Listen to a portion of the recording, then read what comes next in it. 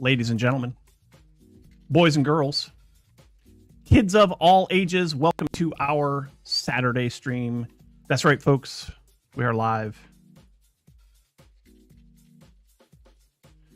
If you're new around here, you know what to do. Hit the follow button. You get notified every time we go live, which is every Saturday. Good morning, Istrisi telling me to read the chat. Nothing here? What do you mean? Nothing here? Yeah, there's nothing here.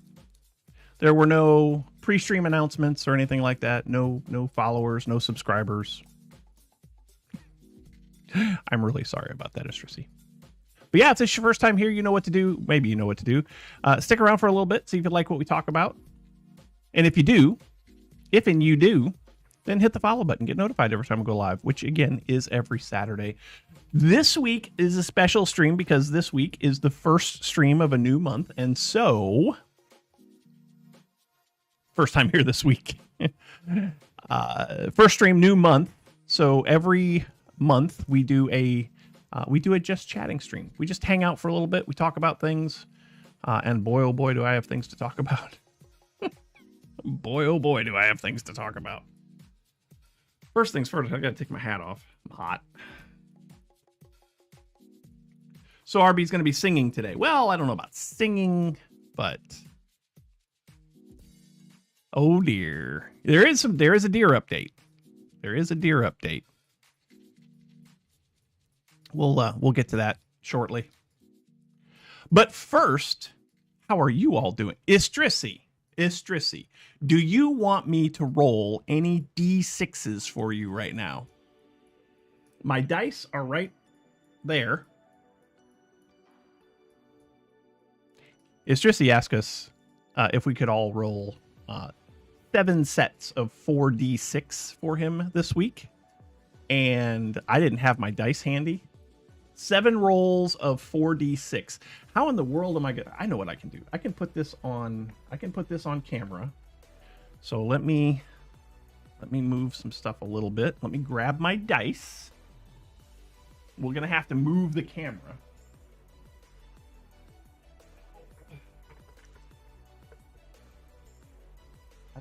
That's important, sort of. Put this up here. There's 2D6. Let me find the rest of my D6s. There's 3D6. There's my other D6. There it is. 4D6. Dusty. Dusty. All right. Let's go like so. And then like that. And then like that. Now, I know you probably won't be able to see exactly what these dice say. There's a file in the admin chat on why. Okay. All right. So 7 sets, 7 rolls of 4D6. Whatever this does for your AD&D character, you're either welcome or I'm sorry. All right. So first roll. All right, that's a 1, a 3, and a 4.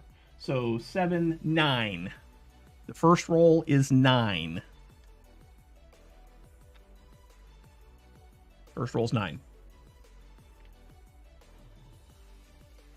Okay. Second roll. 2 plus 4 is 6, plus 1 is 7, plus 1 is 8. Yeah. Well, yeah. Are we doing best 3 or do you want the total? But anyway, that's 8. And there's 2 1s in there, so 2, 4, 1, 1. Good morning, Diamond. So that's 8. Here is the third set of D6. That's not bad. That's a 6. Plus 5 is 11. Plus 3 is 14. Plus 1 is 15. So 15 for that one.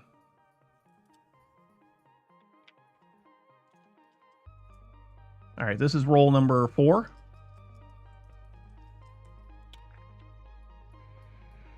4 plus 2 is 6, plus 2 is 8, plus 3 is 11. 11.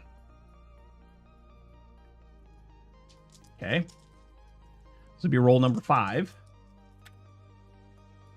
All right, that is 3, plus 2 is 5, plus 5 is 10, plus 4 is 14.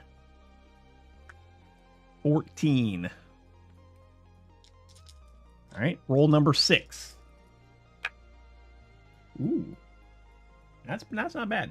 6 plus 4 is 10, plus 2 is 12, plus 3 is another 15. So that's roll number 6. Here's roll number 7. Ooh. 6 plus 6 is 12, plus 2 is 14, plus 2, 16. So that's your 7 rolls.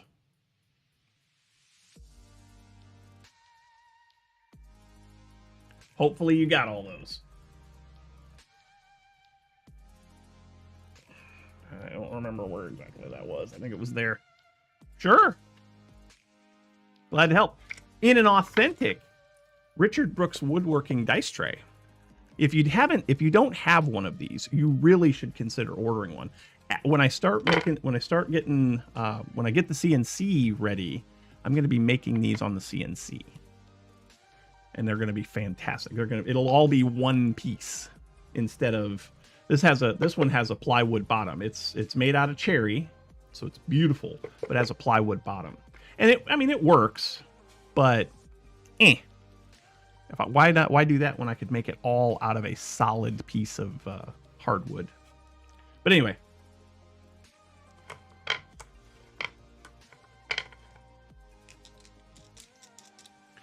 No, we got some good ones in there. I mean, there was one in there that was what, an 8? Well, that wasn't good. That's your dump stat. The 8 was the dump stat.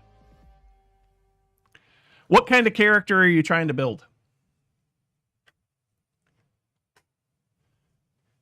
Some kind of fighter?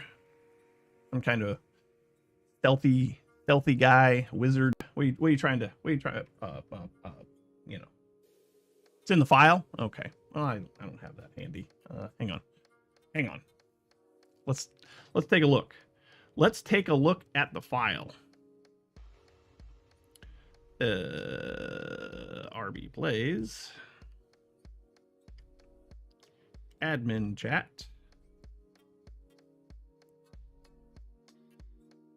You're making a knight, huh? Okay. Oh, I can't open that on this. I can't open that on my phone. Open.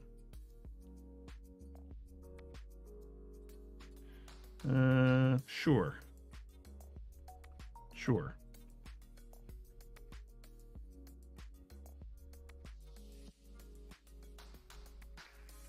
Attack of the burning town. 1 year after the attack. Training years.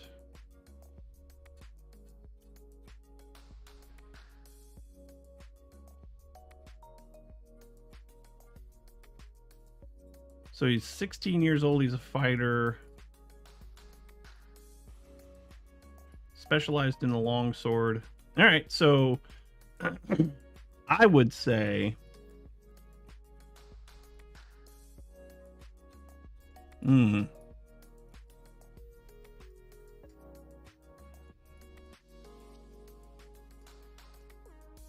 I'd probably make the dump stat. Wisdom.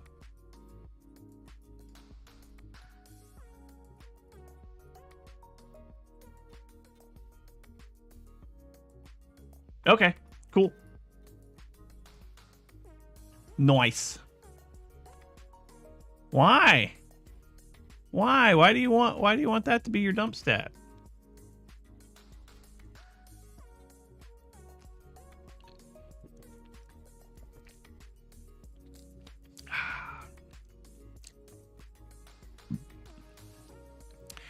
Fighters are no fun if there's not a chance of them failing a wisdom saving throw.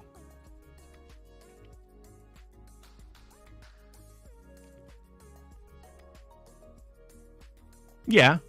Okay. So tell us a little bit about that special stat. What's it for? While I rub the sleep out of my eyes. Because I haven't showered yet this morning. I essentially woke up and came straight downstairs. Because I had updates to do down here. Because I hadn't done them all week. That's one bad thing. That's one bad thing about my studio being downstairs. So I'm guessing BEU stands for beauty. How you are and how you look. I mean, okay, sure. Having a dump stat on beauty, that's sure. But again, fighters are no fun if they can't fail a wisdom saving throw every once in a while. You know? Fighters, you want your fighters to be tacticians. You want your fighters to really survey the situation, but also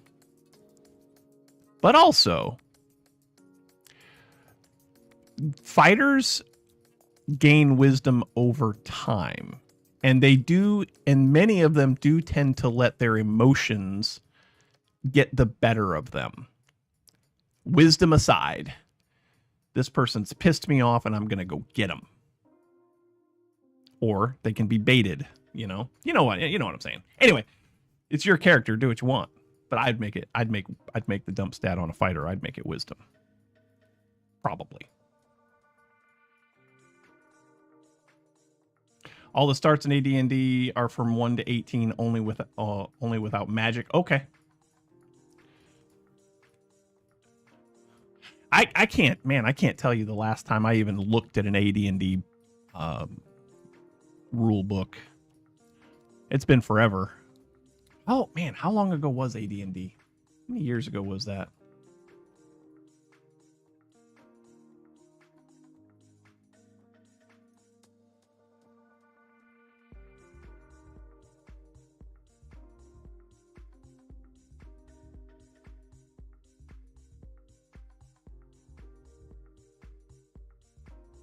Please don't scroll past this. Publication date, 1999. Yeah, buddy.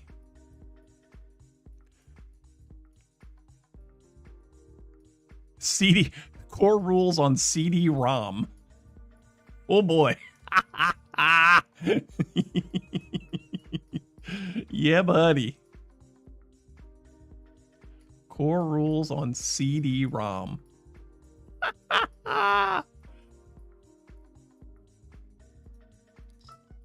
It's older than 99? So that's just when this particular one came out?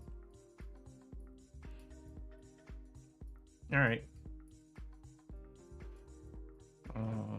When did AD come out?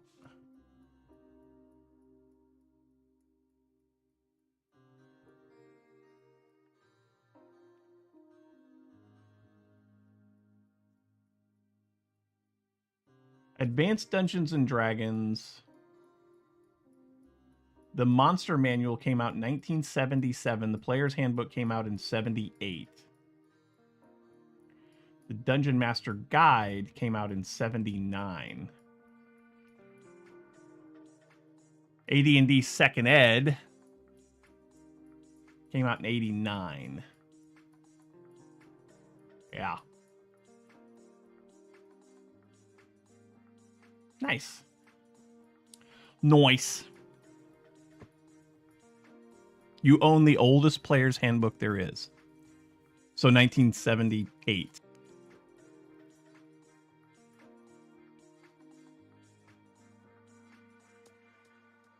From the 89 first print?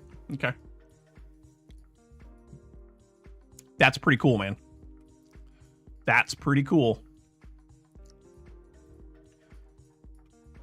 I approve. I very much approve. All right, so we got that big job out of the way. Istrissy's stats for his new character, Leo. His character's name is going to be Leo. His stats for his character Leo are rolled. Let us know which stats go where.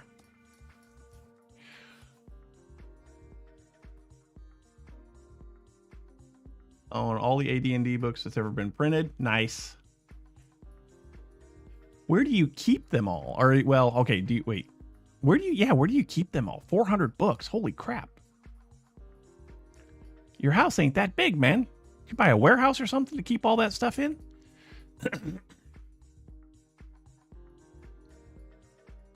I don't think I even have 400 books in my house. Not, let alone, excuse me, my books. I've got a dozen or so on the shelf over there. I was going to say Player's Handbook still has a book cover made of paper bag. Nice. I wish I still had my original PHB and Dungeon Master Guide. I wish I still had it. I had a bunch of stuff that I had purchased to run a Ravenloft campaign back in the day. Oh, they're at your buddy's house. Okay.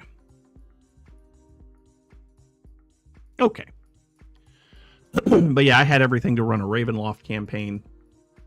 I DM'd a Ravenloft campaign for my younger brother and a bunch of his friends. It was fun. But then I got rid of it all. I got married and got responsible and didn't play D&D anymore. And I didn't play D&D for, years. I got rid of all of it.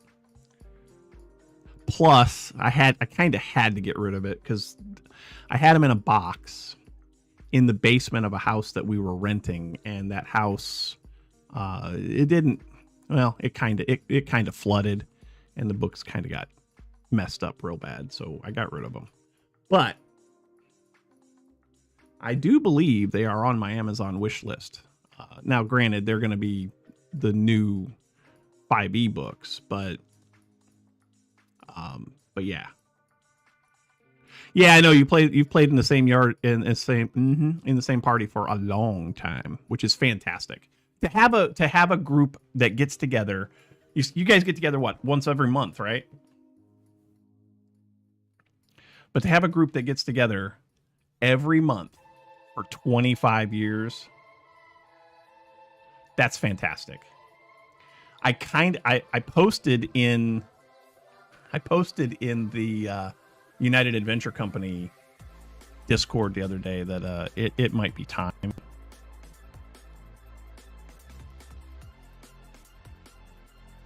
Friday dinner and play all weekend. That's great. That's great. Our regular DM has been super busy with a business startup that he's been working on, so he hasn't had time. The wives are all good with it. I mean, that's great.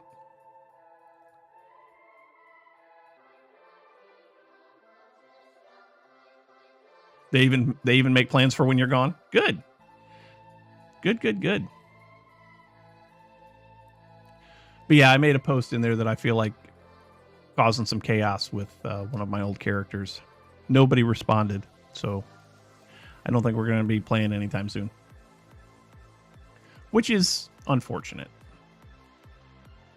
It's unfortunate. I do love me some good Dungeons and Dragons shenaniganry. Make a party online? Yes, there is always that.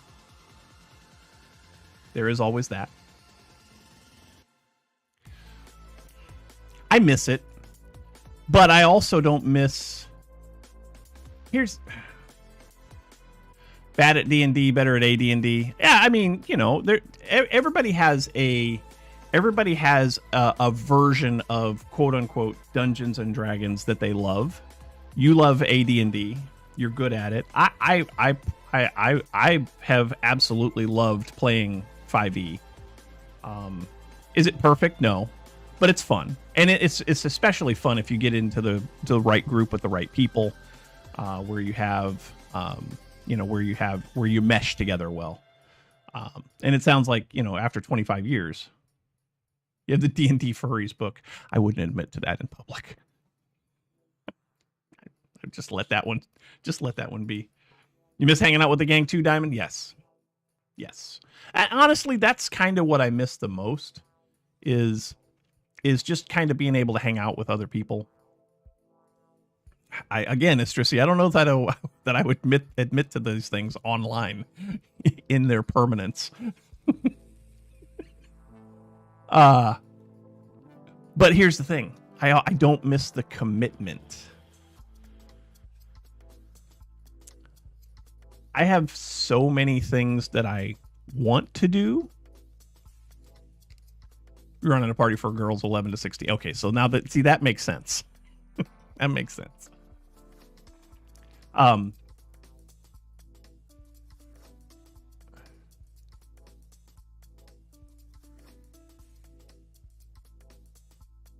You don't pay for your books? Somewhere, maybe I gave it to, I did download. Somewhere I have digital copies of a lot of stuff. Somewhere I may have also given it to our DM, but somewhere I have digital copies of well, I don't know about all, but a lot of stuff. And I got it years ago, so obviously it's not going to be everything. All D&D books are behind the paywall at the moment. Yeah, well, yeah, but also I found a place to get them from. And then you've got companies like D&D Beyond, which honestly, D&D Beyond, right? D&D Beyond online has been an excellent resource. But everybody's got to buy the book, and you don't get book. You get a subscription to the book. Like, you can't get a physical. Yeah, I paid for the book, but you don't get a physical copy of it. You get access to it, and it's not like they don't take that away from you, but at the same time, you still don't. It's still not yours. So I might take you up on that, Estrissy. I might take you up on that. I don't need them right now, but I might take you up on that.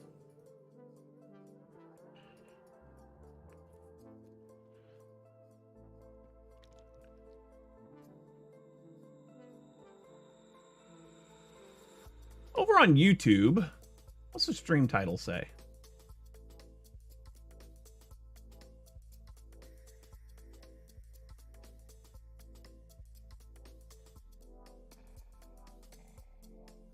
Also,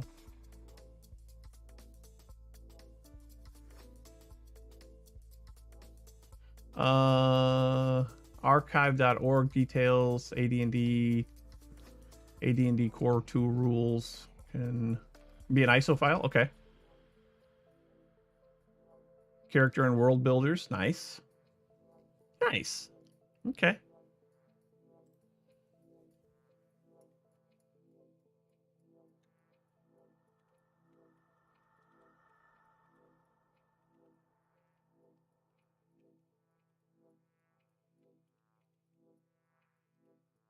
See if it posts over on YouTube. I doubt it will. We may be having trouble with...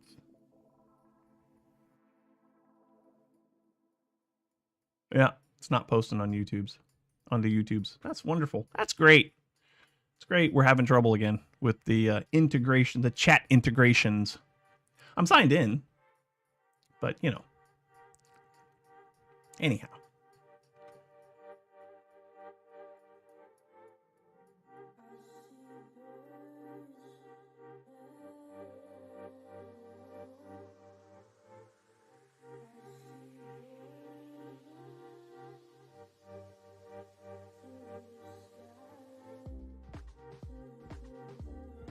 Yeah.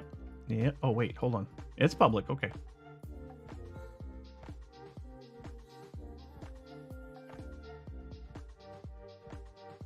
Player's Handbook, Dungeon Master Guide, Monster Manual, Arms and Equipment Guide, Tome of Magic, DM option, high-level campaigns, player options for combat and tactics, skills and powers, and spell and magic. Yeah, I mean that's a good core. That's a good core book group. Sure.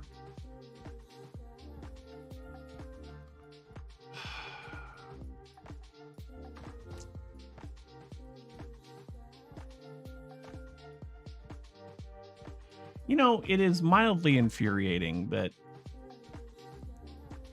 and this is not a Linux problem. So before you say it's a Linux problem, it's not a Linux problem.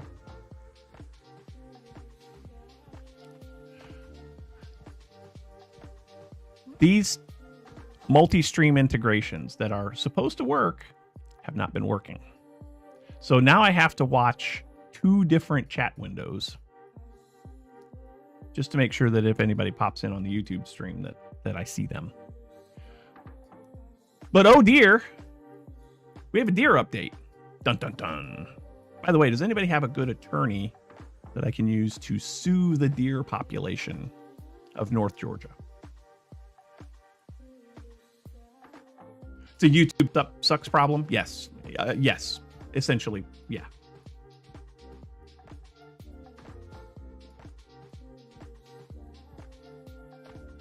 Oh hey, how's my voice desync? Do I need to fix it again? Because I think the video is fine. I know one, but somebody rammed it.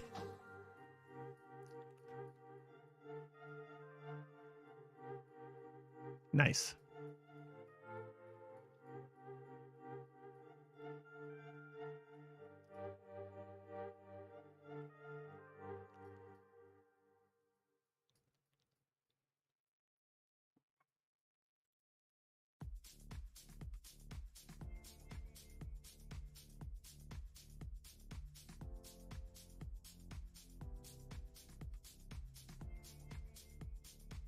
Mm-hmm.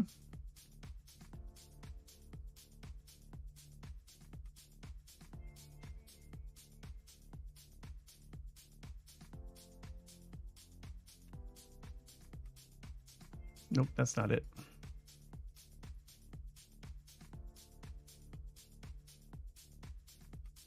There it is.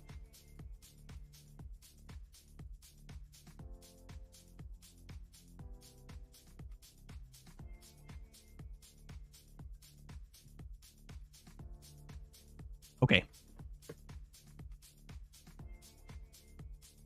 So, deer update. It only took 9 days.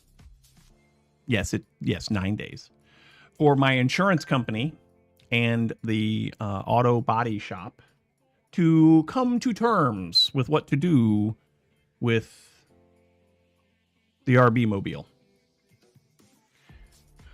They're going to fix it. They're going to fix it. There was some concerns about the value of the car versus the estimate to repair. In Georgia, there's no set percentage of how much of the vehicle's value you have to get to. It's kind of a judgment call.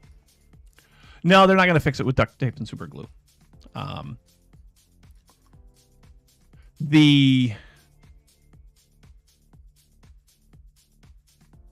So what I heard from the insurance company. What I heard from the insurance company was, well, the body shop has concerns about the estimate in that they're worried that they're going to find something later that's going to change. No, I don't think so.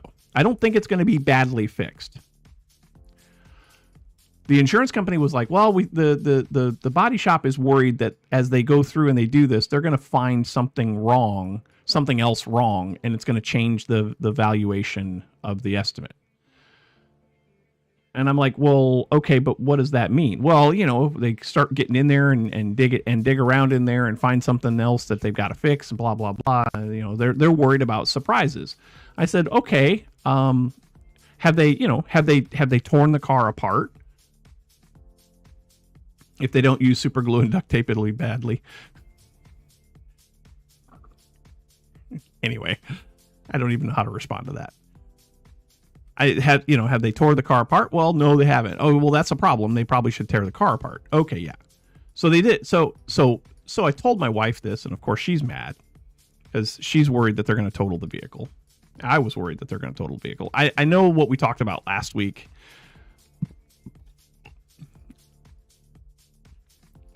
About, is the car going to be safe after they fix it? That aside, I'm not really in a position to buy another vehicle right now. We just paid that thing off, which was $350 a month, which is, in the grand scheme of car payments, that's not terrible. But I was glad to get out from under a $350 car payment every month. It's loosened things up to a point where, we're saving a little bit better. We're planning a trip. Where we can unwind for a few days.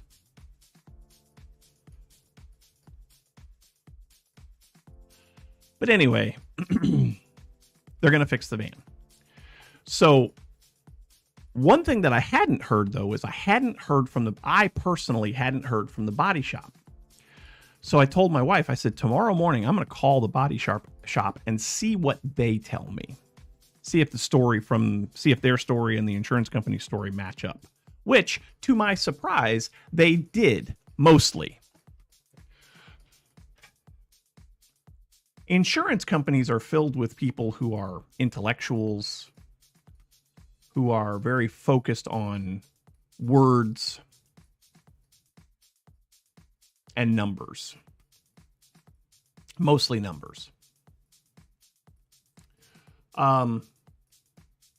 So when the body shop explained to the adjuster for the insurance company what their concerns were, the insurance company basically, all they heard was, oh, so you're worried you're going to find other damage that's going to change the cost of the repair. Okay, well, maybe we do need to write this thing off. When I talked to the body shop the next day, that's not what they said. They told me the exact same story that the insurance company told me, but their concern wasn't that they were going to find new undiscovered damage. They're going to use aftermarket parts. So, off-brand fenders, bumper covers, grills. There's a couple of authentic Toyota parts that they have to use, like the hood emblem and stuff like that. But that being the case, they're worried that if I buy a bumper, let's say I buy a bumper cover from company A, and then a fender from company B, when I go to put those together on the car, are they gonna line up? They should. In theory, they should. But if one company's mold, yes, it was a Toyota. It is a Toyota. It is still a Toyota. If one company's manufacturing process is slightly, 1 minute you'll walk over and ask them. If one company's manufacturing process is slightly different than the others, then there is a possibility that when you go to put those two pieces together, that holes won't line up, body lines won't line up properly, etc.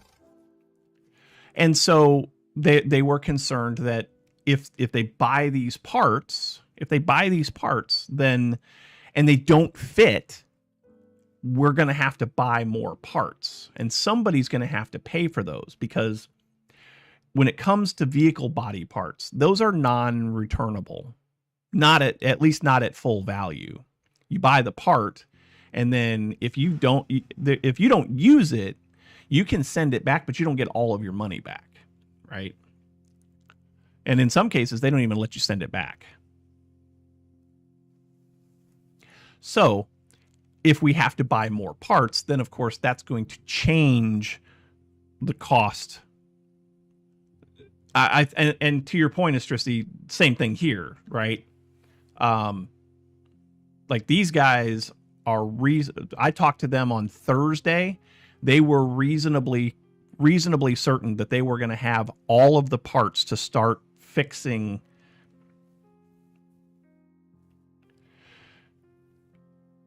They said they should have at least 85% of the parts by Friday afternoon. So like it was going to be a quick turnaround. But if I have, if the bumper cover isn't right and we have to buy an authentic Toyota bumper cover, that's going to cost more. And in many cases, it's probably going to cost double, right? Let's be 100% fair here. When it comes to parts, there's a reason why people prefer there are reasons why people prefer aftermarket versus original and vice versa. If you get original parts, they are original parts. They are going to work. They're going to look fantastic. Great. But they're expensive. If you get the aftermarket parts, they're good. And in many cases, they're good enough. I've got an aftermarket door handle on the driver's side. You might remember a few years back after we bought the car, I went to open the car. Used Toyota parts are fine for your used car. Yes, 100% true. The insurance company won't let them use used parts. They won't let them use used parts. They have to be new parts. But they are going to let them use aftermarket parts. And I'm okay with that. Like, I'm okay with using aftermarket parts, but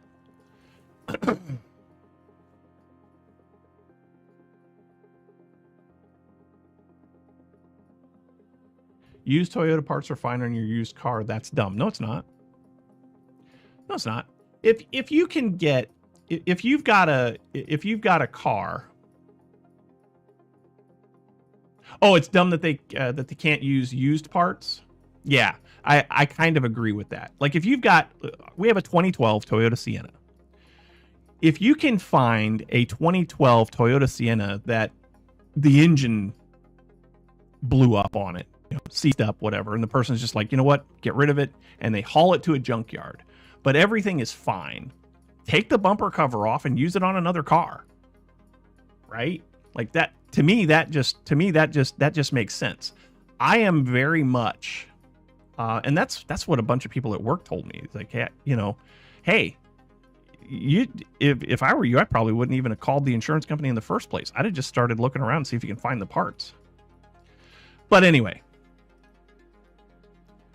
that's what they did with your last car. Yeah, but yes, because it's being filed as an insurance claim here in my state that I live in, and etc. The rules say they can't use used parts. So that put us in the aftermarket bucket. And to Diamond's point from a minute ago, most issues that come from body shops is that they're not spending the right time to get the fitment right. I get that. And again, tell them get a real life. Yeah. Well, so here's a fun exercise to do. If you're really paying attention to why things are getting so expensive, there's always going to be the inflation checkbox in there, right? Things just get more expensive over time, right? The value of money changes, et cetera, et cetera, et cetera.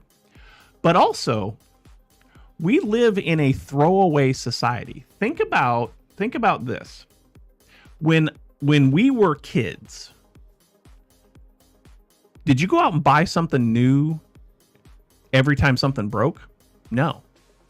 You called a repairman, or your mom or dad was the repairman, and you fixed it, right? Because that was the responsible thing to do. We don't fix anything anymore. We have devices that are so throwaway that nothing is on my device. I mean, there's stuff on my device, but nothing is on my device. So when my phone breaks, I don't have to take it into a cell phone repair place and say, please fix. I just go to the store, buy a new phone, and download all of my stuff from the internet. Right? The last phone swap that I did when I upgraded to my Pixel 8a was minutes. It was minutes. And I didn't lose anything. You still fix things yourself. I still fix things myself. I don't fix everything myself. Nothing on your phone's on the internet. That's good. I would prefer it to not be anymore. As a matter of fact, I have actually backed my phone up to my portable drive. I have local copies of all of my stuff now too. Price of oil has an impact on just about everything. Transportation costs, everything goes to the moon. Yeah. Exactly. Your phone only does text messages and calls. Cool. I take a lot of pictures. You know, I'm a content creator, so I take a lot of pictures and video with my phone. I do a lot of calls. I do a lot of, like, I have Discord on my phone so I can talk to you guys no matter where I am. I have Facebook. And you have 2 digicams. Cool. I have a Nikon D300. You don't own Facebook? I don't own it either. I'm on it, but I don't own it. But I have a Nikon D300. The only thing I don't like about that camera is that it doesn't do video, which I wish it did. I wish it did do video. But I've got a Nikon D300. That's my point and shoot camera. I have 4 action cams that I use for recording stuff out in the shop.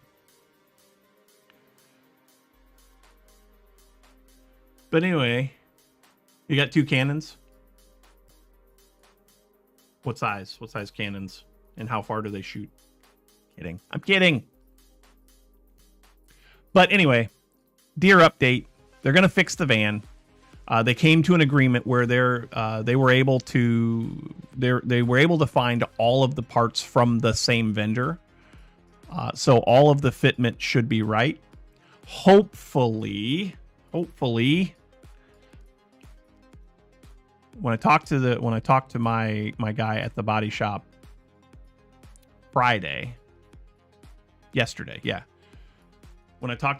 Thursday. When I talked to my guy, what day did he call me? What day did he call me?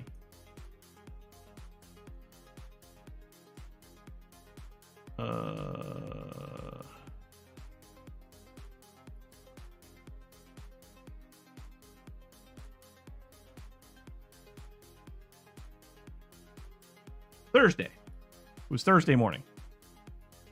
When I talked to them on Thursday morning, they said that best case scenario, this Friday we'll have the van back. Worst case, the Friday after that. So, you know.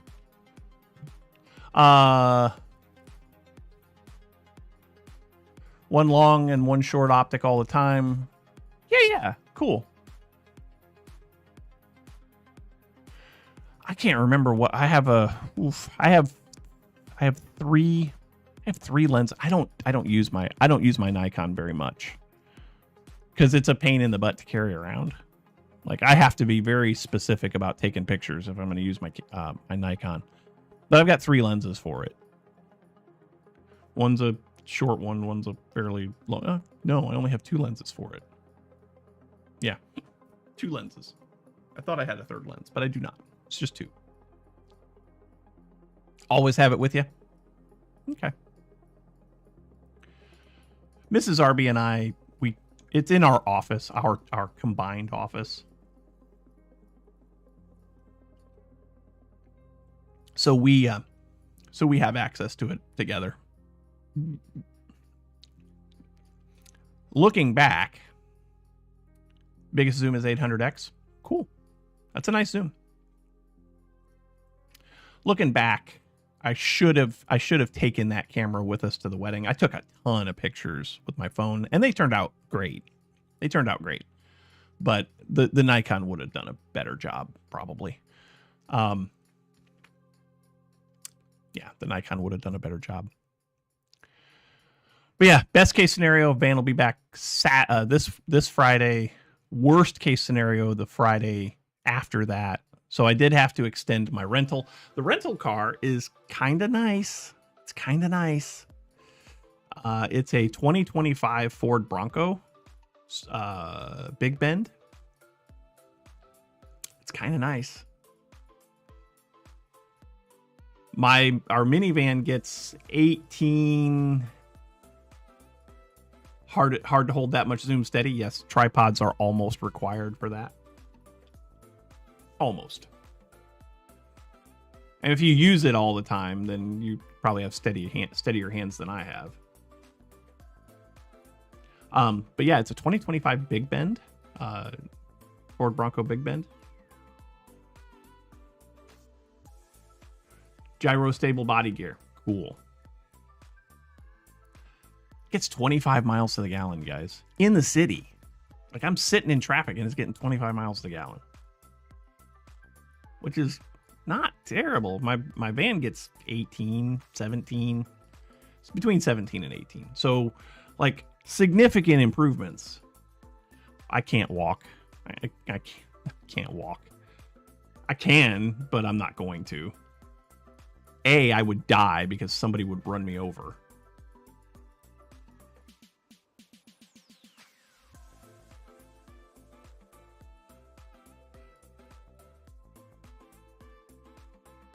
Not getting the VW up. Not happening. No. Stop thinking about it. Ain't happening. It's not happening. How to wear a car with rbPlays, yeah.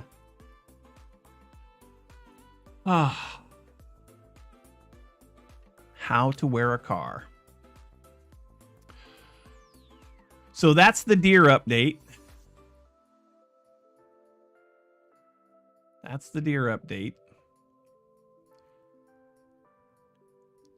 I can tell the weather's changing. My sinuses are acting weird today. So I'm probably going to have to go and get stuff today for sinus pressure and pain. Oh, okay. So, all right. The rental car gets 25 miles to the gallon. It's a 2025. Don't have any heat wave today? Okay. We don't really either. It's 76 degrees right now with a high of 87. So it's not going to get too much hotter, but it's going to be the humidity's starting to climb up again, which is probably where my issues are coming from. It's been fairly dry the last few days, but it rained last night. So, and the humidity's ticking back up. Dew point's ticking back up as well. Pressures are changing. Life is miserable. And I need to go outside and mow the lawn.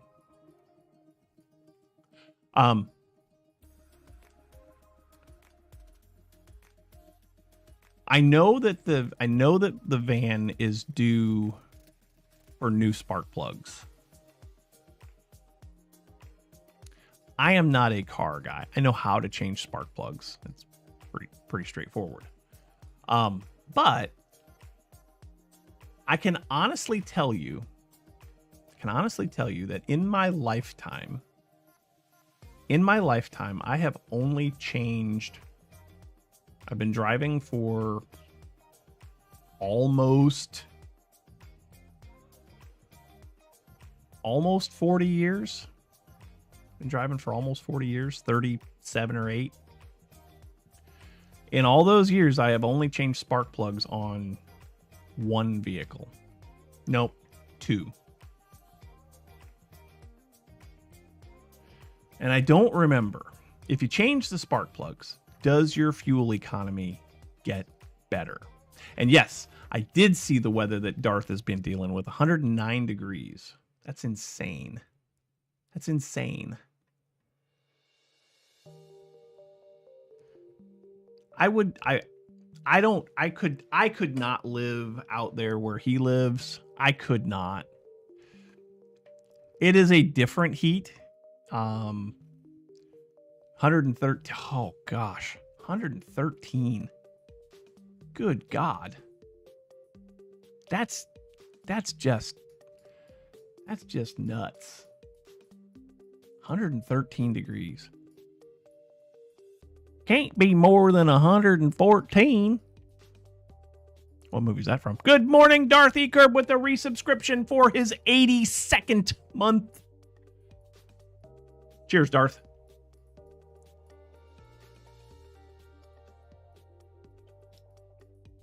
Cheers, buddy. Thank you for all the months of support. Actually, at this point, it's years. It's years of support.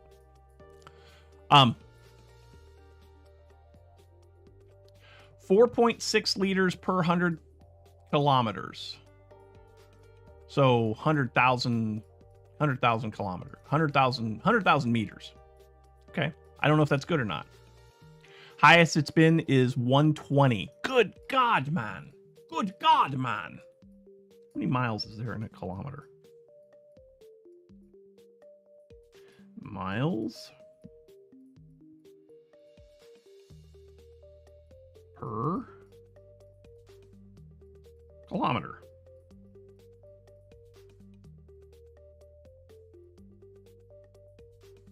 So 100 kilometers is 62 miles.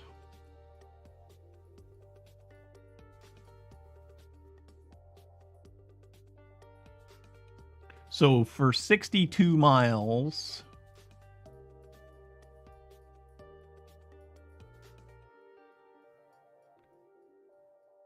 yeah, that's pretty equivalent. So two gallons. That's Death Valley kind of hot. Yes. So yeah, that's probably that 4.6 liters. That's probably equivalent. That's probably equivalent to what the Broncos getting gas mileage wise. Like just trying to do quick math in my head. It's pretty close. So 4.6 liters per 100K is probably about the same as 25 miles to the gallon. That's probably ballpark. Yes, our gas prices are very much lower compared to you guys's. Well, so let me see something here. Google currency converter. Let's see here.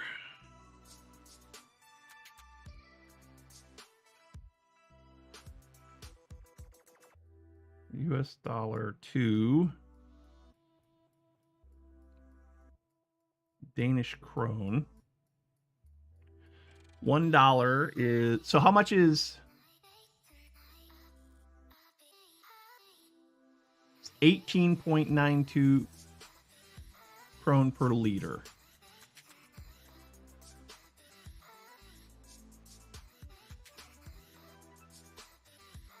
$18.92. That's $2.92. And then we said that a gallon and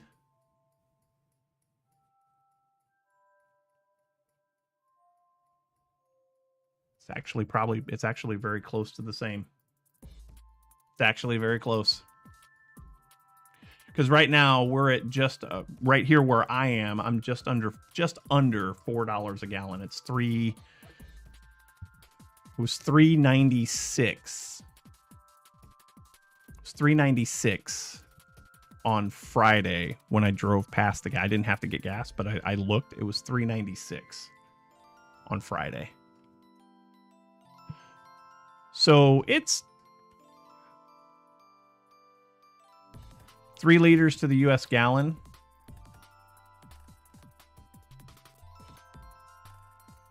Okay, it is probably a little bit. It's probably a little bit more. Probably a little bit more. No, they are not the same.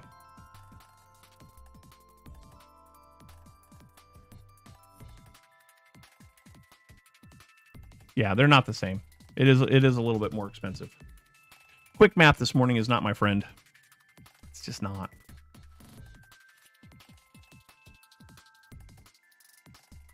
So yeah, our gas is cheaper.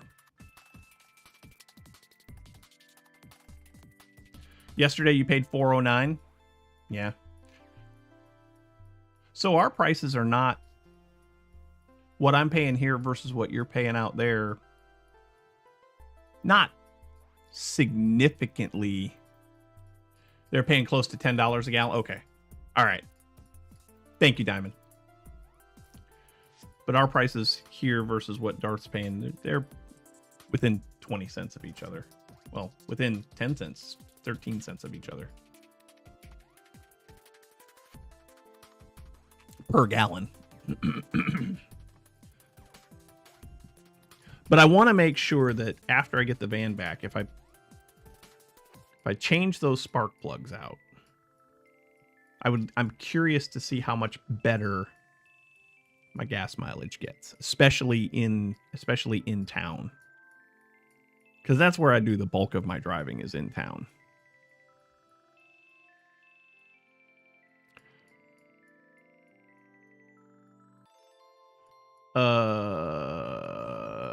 You have a law here that says that you have to be able to see prices on the internet. Okay, live on the internet. Cool.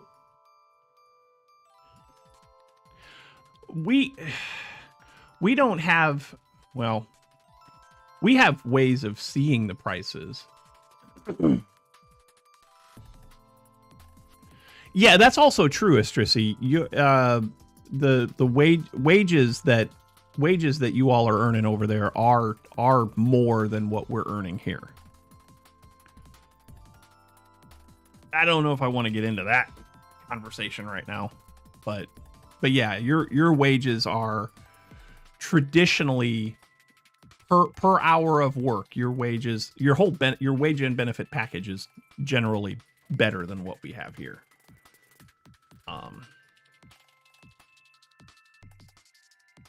Think of it more about less about better MPG and not killing your catalytic converter. That's fair. That's fair. Make a bit more than Germans do too. Okay. Cool. Don't look at England at the moment. Okay, I won't. Wasn't planning on it. I wasn't planning on looking at the British Isle.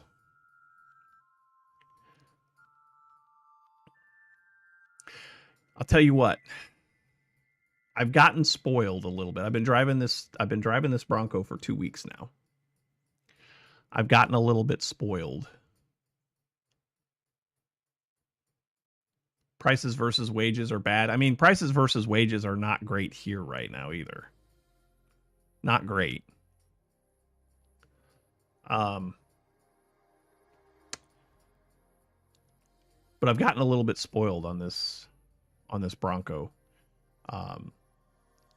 Comes equipped with Android Auto and Apple CarPlay. It has one of those touch screens on it. Now, I'm not a big fan of the touch screen for all of your controls. Like, if the screen goes bad, you can't really control anything. You lose your heating controls. The only thing I can do is turn up. I have a volume knob for the radio volume, but that's the only physical control that I have. But having having my maps right there. Man, that's pretty nice. I don't have that on the 2012 Sienna. There are a few things about that car that I do like. And looking ahead, I do want to be a little bit more picky about features.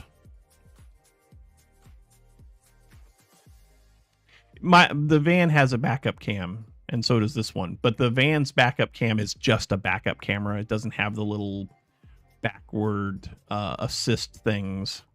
But the Bronco has that. I don't know if I like that. Like, hey, I look at how those lines and everything change in the backup camera when I'm using the Bronco, and I'm like, that's not right. And so I don't even use it. It has the one thing it does have that I don't like are all the collision sensors. I park in the van. I park in the garage.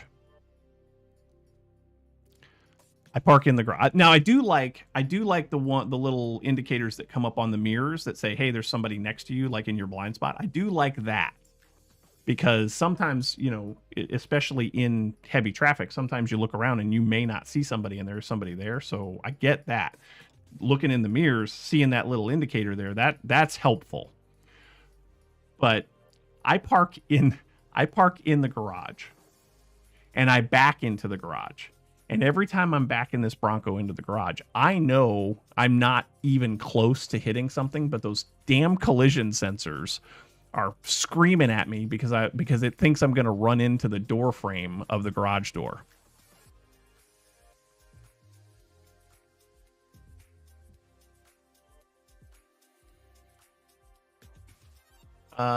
There may be a thing that I can turn. Oh, okay. I'll check that out.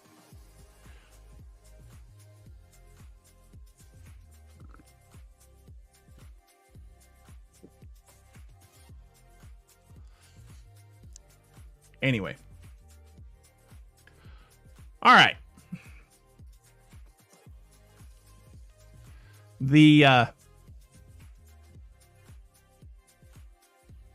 Normally sit on the left side of the steering wheel. I have not learned all the controls on this thing, so that is very possible. I have a client that I have been working on a cutting board for. And I got to tell you, they just wanted a little this is going to be a gift for someone.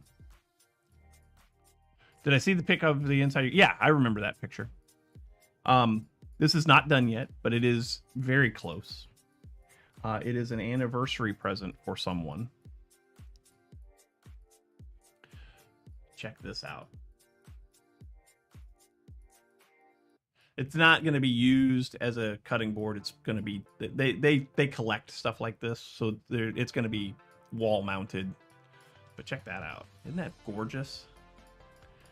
It's got Purple Heart, a little bit of curled maple in it, and a center strip of walnut. The only thing I would like to change on this is maybe not as wide of a walnut strip in the center, but it's absolutely gorgeous. The color is amazing on this thing, and that's without any finish on it. The color is amazing on this thing. But while I was sanding this,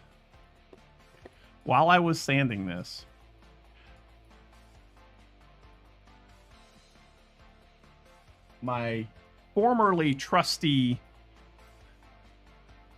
cordless Craftsman palm sander gave out on me. She is no good anymore, boys and girls. She does not work anymore. She was struggling, and then all of a sudden it stopped. Thanks, Darth. She was struggling, and then all of a sudden she wasn't working anymore. So, yesterday, I bought a new one. This is... now I'm going to tell you this. You play taps for her? I'd appreciate that. This is a Harbor Freight So cheap tool. It's the Hercules brand from Harbor Freight. I paid $45 for this. I was looking online at Merca and 3M and other Festool Rotex style orbital sanders. Those are $450. This was $45. That's my price range right now, right? $45. This is nice. This is the first sander that I've ever owned that has variable speed on it. The dust collection on this is phenomenal. So it came with a little, no, I am not sponsored by Festool yet. It came with a little baggie that you can put on there with a filter and everything, but I took that off and I hooked my my vacuum up to it directly, right there. I use these like fake Cubitron 100% pass-through sanding discs. This is a 220 disc right here. But this thing, it's quiet. In relative terms, very quiet. It is corded because I'm hooked up to a vacuum hose anyway. I don't need it to be cordless. So I don't have to worry about batteries running out on this thing again. My only fear, of course, is that it is a $45 Harbor Freight sander. And I am curious as to what its longevity is going to be. We shall see. We shall see. But yesterday,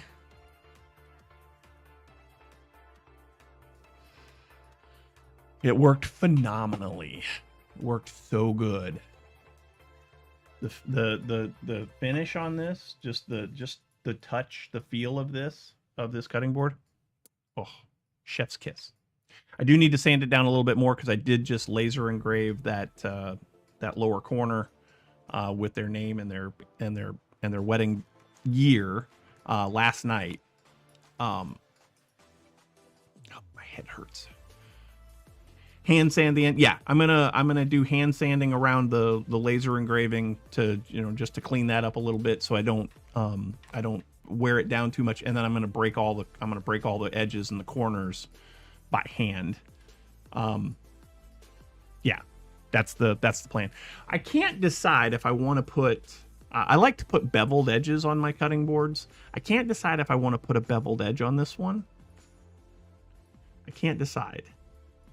It's kind of a thin board. We agreed 220. I'm using 220. We agreed that we would keep the board thin because it's going to be, he's already bought the wall mounts for it. So we didn't want to get something super heavy. So it's pretty thin. I don't know if chamfering the edges is necessary. I think just breaking them with a hand sander is probably all that's required. But I love this is the first time I've worked with Purple Heart, and I just love the color. It's so good. It's so good. It's really nice. But yeah, that's the first time I've ever worked with Purple Heart. 220 220, 221, whatever it takes. 600 grit. I mean, there's a place for 600 grit. This isn't it.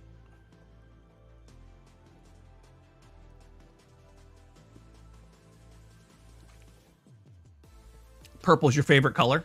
Yeah. I've got a little bit of it left. I bought so the board is 19 inches long and 6 1/4 inches wide. So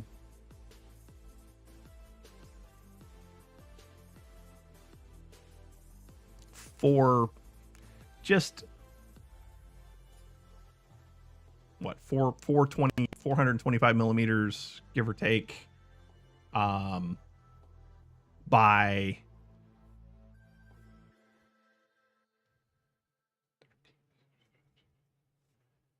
325, something like that. I lost my train of thought. Lost what I was going to say. Anyway, the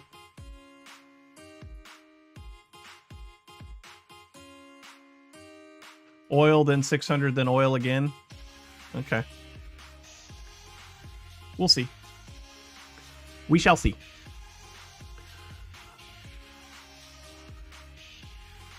Oh, there it went. But anyway, the purple heart that I bought, it was roughly a 5-foot piece, so 60-ish inches.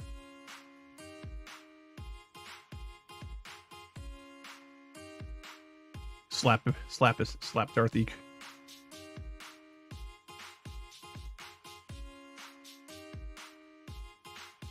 Pink. No. Is there pink woods?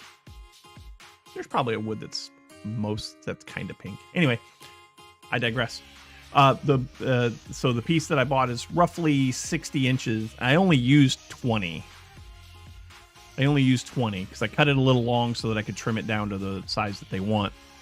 So I've got just under 4 foot of it left. 6 1/4 by 40, probably close to 40 inches. So it'll pop up someplace else again. I'm going to build Laura Kampf, German YouTube woodworking creator. Laura Kampf. Pink ivory. Oh, okay. Put out a video last week. She is moving shop. And moving into kind of a big warehousey type place, but not huge, right? Like it's a decent sized shop. Like I would love to have a shop this size, but I will never have a shop that size. But it came with a bunch of industrial shelving. She is sponsored by Festool, yes. Yes, she is. As a matter of fact, many Festool tools were used in the video that she put out this past week. But this building that she's, I guess, renting, it came with a bunch of industrial shelving, and they're like, yeah, you can have it. So what she did was, I'm sure that if you've ever seen woodworking shops, woodworking videos, you've probably seen that many of them have built themselves some kind of like A-frame plywood carts. Usually I've got something in my shop that I use to store my plywood sheet, my sheet goods, which I don't keep a lot here, but it's a lot of floor space dedicated to a single thing, which I don't have the luxury. I don't have the luxury of having spaces dedicated to a very specific thing in most areas. So, yes, Diamond. Anyway, she took a section of this industrial shelving and made it into a lumber storage rack. But not just with the shelves that you can lay your offcuts up on or anything like that. She actually made a section for 4x8 sheets of plywood. But she so you know the little ball rollers that you'll find on like flat conveyor at the ends of like flat conveyor table systems, conveyor belt systems, just like little rollers that boxes will slide across. She took some of those, I think they were 5/8 balls. And ball rollers. She took a bunch of those and she built a plywood storage rack that holds the sheets vertically little dividers in between them so that you can grab them. Again, she doesn't keep a lot of sheet goods around either. But she does keep sheet goods around because sometimes you need sheet goods. Yes, you can 3D print them. I would not, because I need them. I would want them to be solid. But anyway, she stuck these ball rollers in there. Created these little divided partitions that hold the sheet up and down vertically, but you can just slide the sheet in from one end and slide the sheet out the other end. And I think I'm gonna do that, because I would like to be able to keep, you know, five sheets of plywood around just in case. And then there's also a little section for your 1/4 inch stuff. And then there's shelves, a couple of shelves for other things. Oh, you can, okay, 3D print the holders and then buy the balls. I got you. Buy the balls.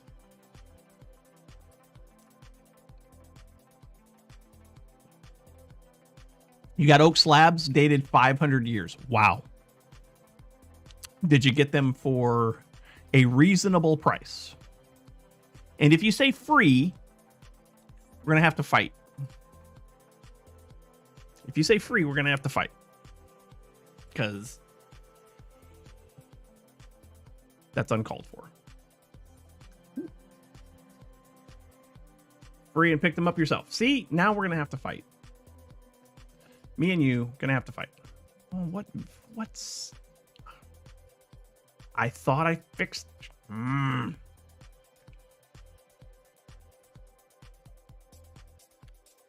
want to show you something.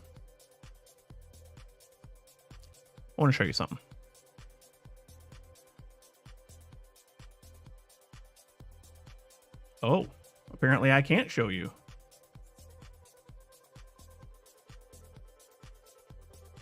What? Oh. Hold the phone here.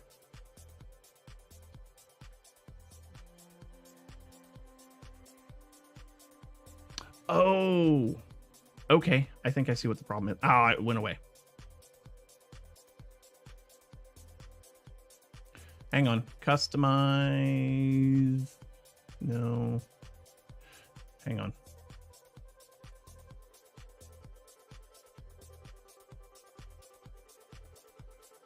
Display. Aha. Mirror displays. Apply. Keep changes. Okay. All right, so I get these little notifications. See all these Bluetooth disconnected, Bluetooth connected, Bluetooth disconnected, Bluetooth connected, Bluetooth disconnected, Bluetooth connected. My mouse is Bluetooth, and it keeps... No, that is a nice logo, isn't it? You got rbPlays for $20. Yeah.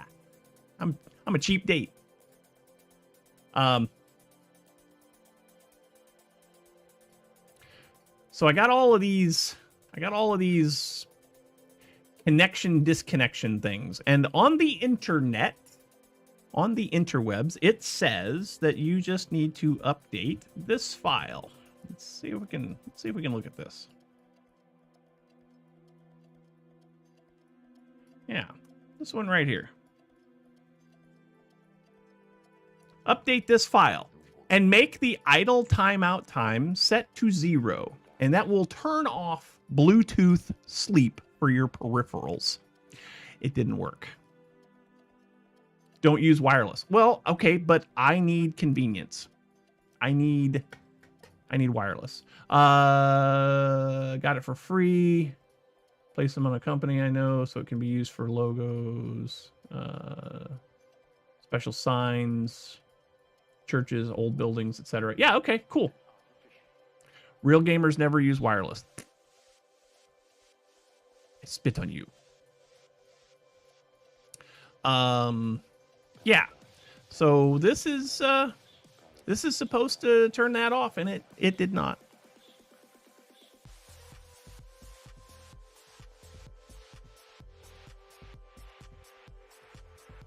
What is true?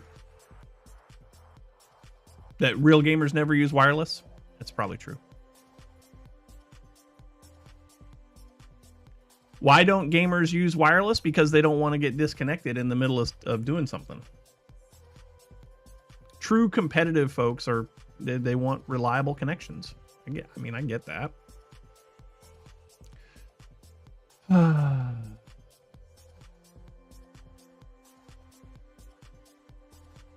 Got updates. Anyway.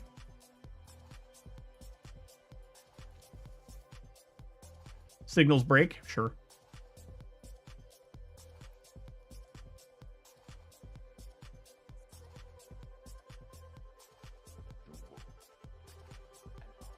Before we move on to something else, the controller for the CNC router.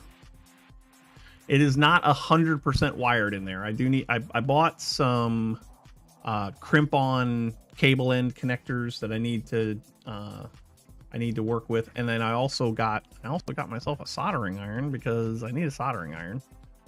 I need to learn how to solder because I don't solder well. I've never soldered well. What mouse is it? It's that one. It's just some generic thing that I found someplace.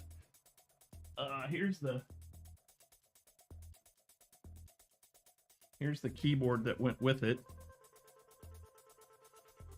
I don't use the keyboard. Yeah, it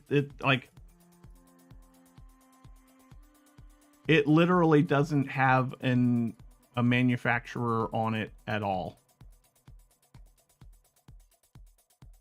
Even the keyboard has nothing.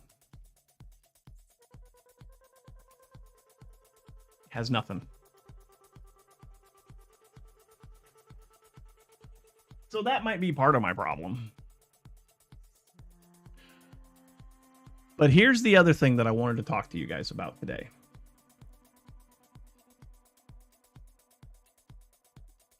The Bluetooth it take from is there an antenna or just main board? Well, I don't know specifically. It's probably it's probably like an M.2 type plug-in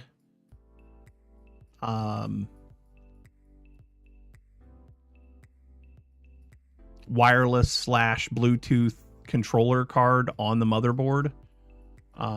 That's typically how laptops go. Yeah, I mean, I don't have any external antennas or anything like that. This mouse is for the laptop.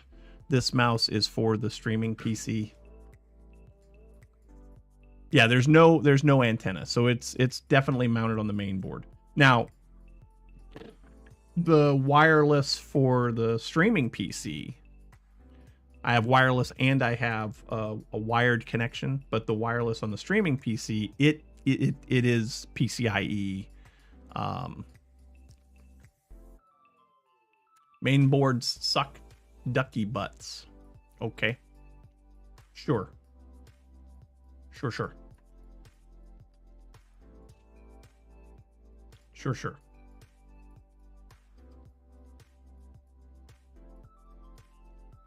I need your help with something.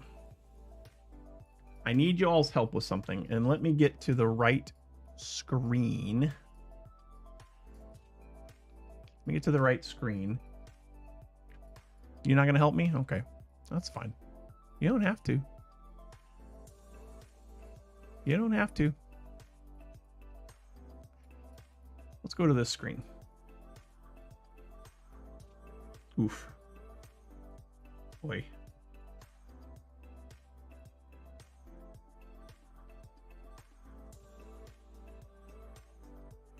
So here's the problem that I'm having. Hydrate. Oh, I forgot my water. Oh, I forgot my water, you guys. Cheers.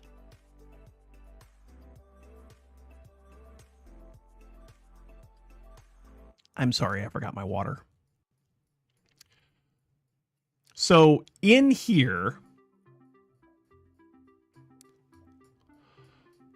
I don't have a second camera hooked up to this right now, but I am having trouble getting this set up for 2 cameras.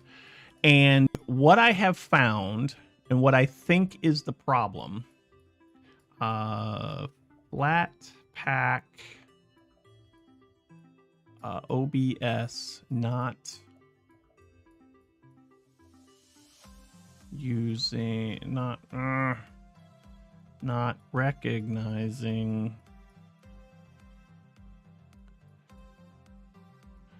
second camera, second USB camera.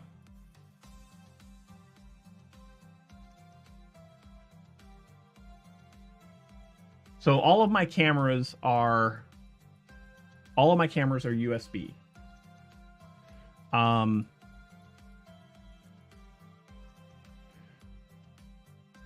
We're wondering if it's flat pack permissions. And I know not everybody in here is a Linux aficionado. I know that is the I know that's part of the, I know that's going to be a thing. Has anybody, and Diamond, I'm specifically, I'm looking at you, Istrisi, I'm looking at you a little bit. When it comes to flat pack stuff, let's face it, flat pack is both a blessing and a curse to Linux. It's a blessing because you can run a lot of things on Linux that you wouldn't normally be able to run. It is a curse because Flatpak is a standalone thing, and so it doesn't integrate with the Linux system. I have found, I'm going to go ahead and change to here. So, okay, you say Flatpak can run 2 cameras, but for me, it is not. For me, it is not. What do you guys know about Flat Seal?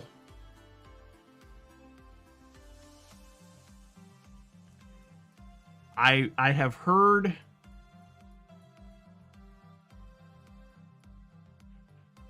And I think that's where the problem is, Istrisi, is Flatpak's ability to access ports. So I think that this is definitely a permissions-based thing. But I don't know that for certain. You know what I'm saying?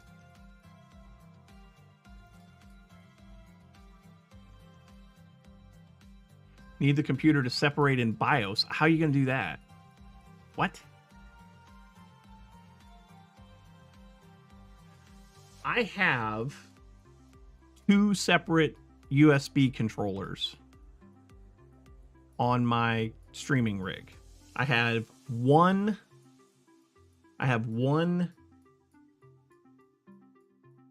camera plugged into one USB controller. I'm not talking about ports. I'm talking about USB controllers. I've got the USB controller that's on my motherboard, and then I've got a second USB controller that is PCIe. I generally will have one camera hooked up to the PCIe, and then I will have the other camera hooked up to the controller that is one of the ports that's on the controller on the main board. When I was on Windows, OBS could differentiate between those 2 cameras. And so when I would push a button to go to a different scene, as long as one camera powered down, well, it didn't really power down, it became inactive. As long as one camera goes inactive, the other camera can go active, and Windows didn't have any trouble differentiating between those signals. Also, if I use the OBS version, the non-Flatpak version for Linux, it also can differentiate between the 2 No, I'm not using a USB hub. I'm not using a USB hub. But the standard non-flat pack version of OBS, it will also be able to differentiate between the two cameras. Problem only seems to be on flat pack, but I have to run the flat pack. And there's a reason why, and I can't remember what the reason was, but it had something to do with something. Oh, it had to do with StreamerBot. I think it was StreamerBot that was the problem. Anyway.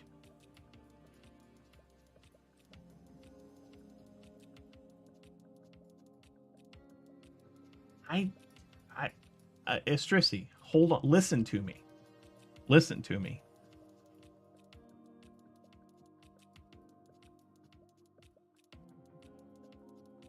If I'm not using the flat pack version of OBS, everything works as intended. As soon as I use the flat pack version, it doesn't work properly. So I don't think I need to go in and do anything different in the BIOS, but maybe I do. Diamond, you're saying that it's not uncommon to have USB issues. I'm assuming you mean when using flat pack stuff. Will this fix it? Will Flat Seal? Yes. Flat pack needs more arm twisting to understand. Okay. So my way of thinking here is not entirely wrong. This definitely is more likely a flat pack issue than some kind of configuration issue on my equipment. Back it up and try. Well, they see, there you go. There you go. You just used the word that it has failed me on numerous occasions. Back up. That's why we're in this problem in the first place. Install Windows. No. No. I don't want to. You can't make me. Honestly, I'm going to say this out loud. Right now, both of my systems are working very well. Use the right hard drive format. Yeah. Both of my systems are working very well. That is also why we're having trouble right now. We tried to dual boot. Lost Windows. So here we are. We're not gonna talk about why. We're not gonna talk about the mistakes that were made, but just that mistakes were made. But do any of you know anything about Flat Seal?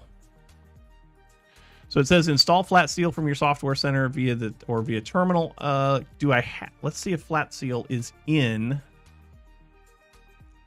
the software manager. I don't need it on this computer.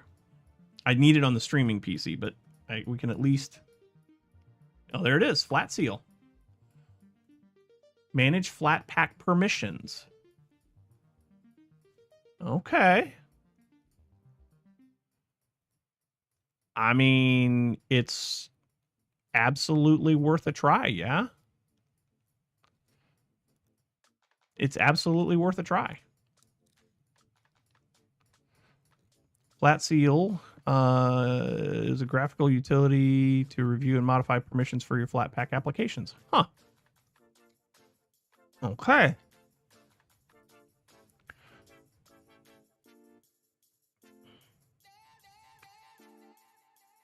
This also might fix one other problem that I'm having, and that is my Stream Deck. Stream Deck's working, right? But let's see. Here.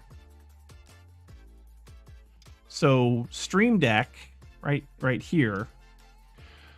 Stream Deck has a setting to auto launch, to run on startup, but because it's a flat pack, the permissions are wonky and it doesn't work right. So I need to force it to understand all ports with names. Cam 1, Cam 2. It's dumb. Can use more. Okay, yeah. Yeah, and so you guys probably recall that I have had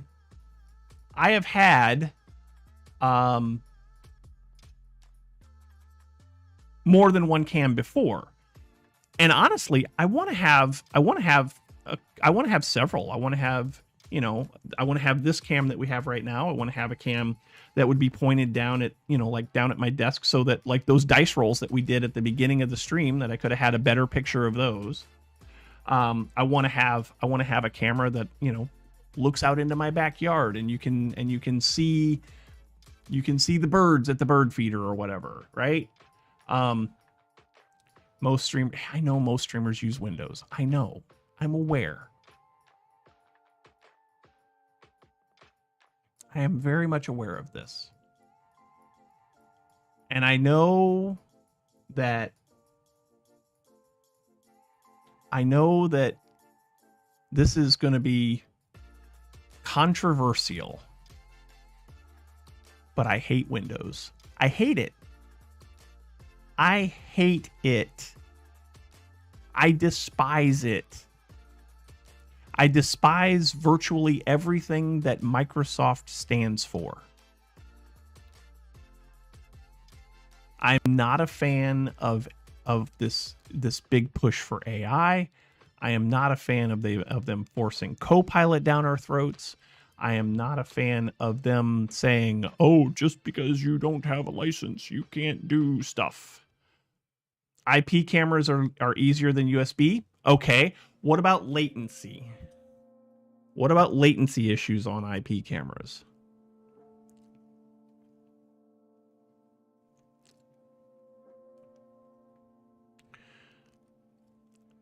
And to that end, IP cams are fine. You can run cables to them. Okay. Oof.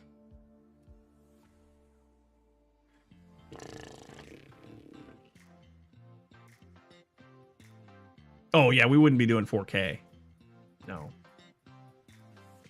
All right. So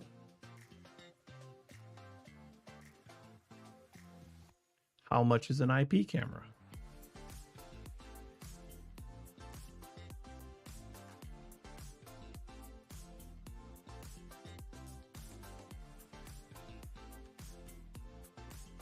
Even Amazon. Hey, I'm Amazon's AI assistant. Can I help you? No. No, you cannot.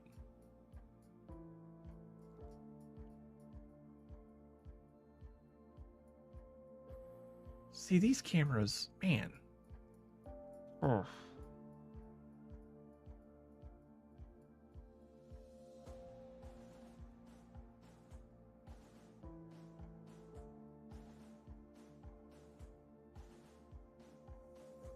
All the cameras around your house are IP cameras? Okay, that's good.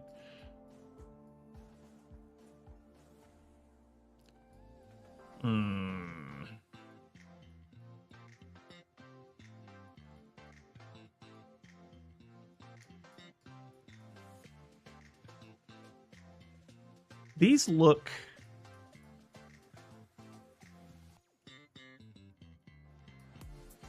Depending on the switch. Yeah, like, you got to have the bandwidth for it.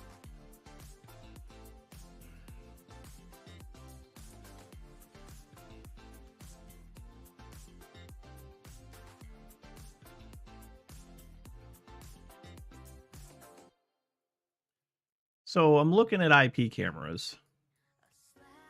These things are gigantic.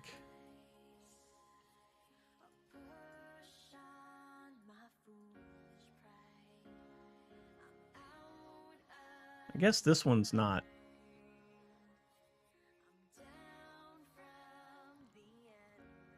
I just did a search for IP cameras. And I mean, is this something that I'd want to use here in the studio?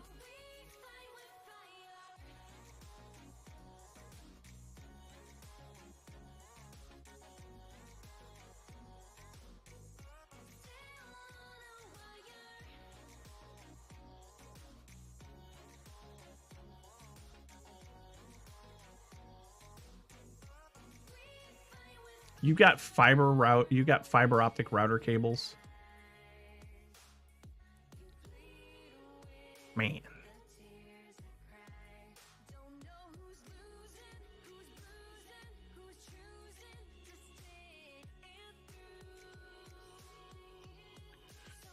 Well, so that's, yeah, like that's kind of what I would like to, what I'd like to get to, you know. I'd like to get to a place. I'd like to get to a place where I have my studio, the wood shop, maybe the shed, the bird feeders, and I'd like to be able to, pie in the sky dream, you know. I'd like to be able to run all of this stuff from a central location.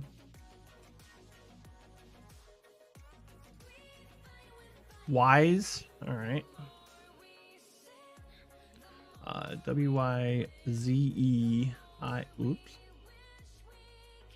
IP camera PZT.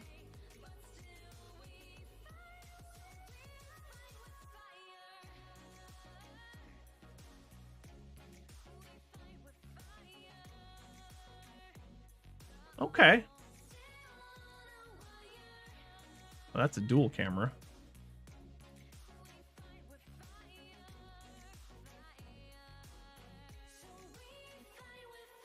Yours are $560 per camera. See, that's way more than I want to spend.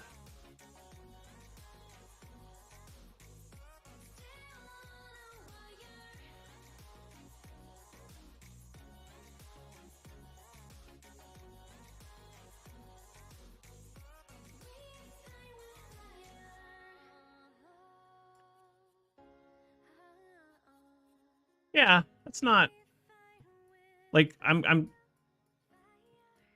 this one here would probably be fine. Hell, this one would probably be okay. It's 1080, 360, pan tilt zoom Wi-Fi. But this one here I think is cable connected. Looks like this one's probably Wi-Fi only, yeah? That's for your outdoor ones? Okay. I mean, yeah, sure.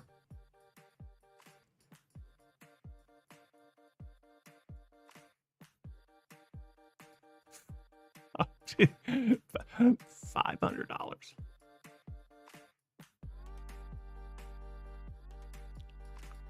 Okay, hold on. This is what, 2 of them?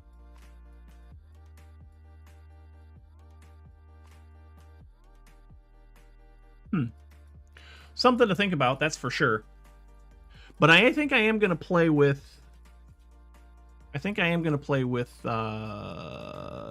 Flat Seal. And just see... Like, it's a flat pack, so it's not going to permanently install on my system.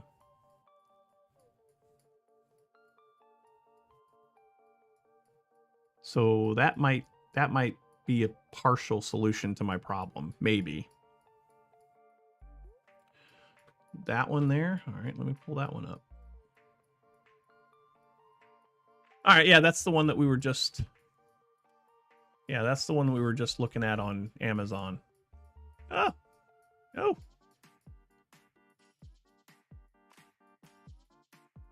Yeah. Okay. It does have a cable? Okay. All right. Backup, please. Backup to what? Backup to here?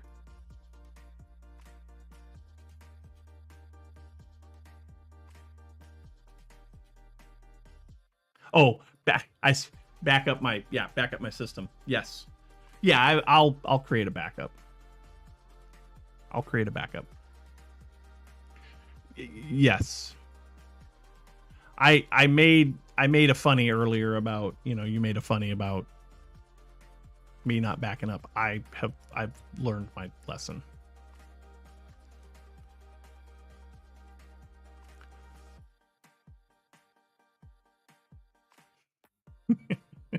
I'm not...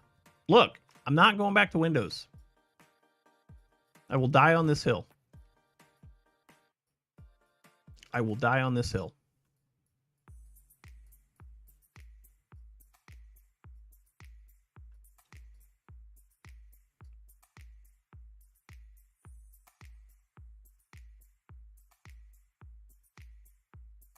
Man, my head is starting to hurt. Well. Oh, Mrs. RB wants sweet potatoes.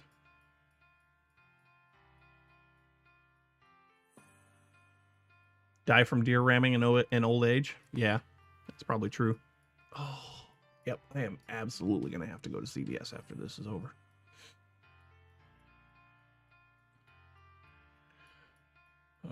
Hardware, Steam. Oh, Steam machines. Game on the big screen.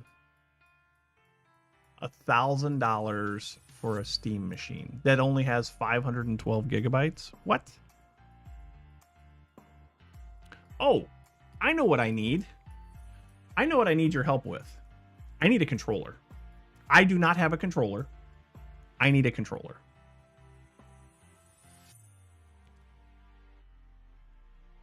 I think it's here.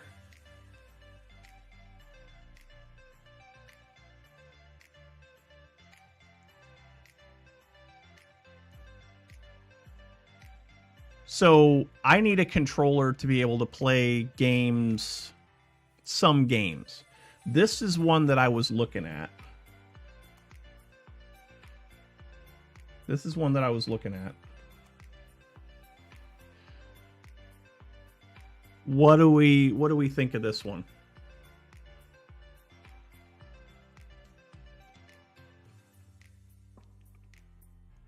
I need it to be able to connect to my laptop. Again, it's wireless, but I don't necessarily care. I don't necessarily care about that. Get an Xbox One. Okay, so when it comes to controllers,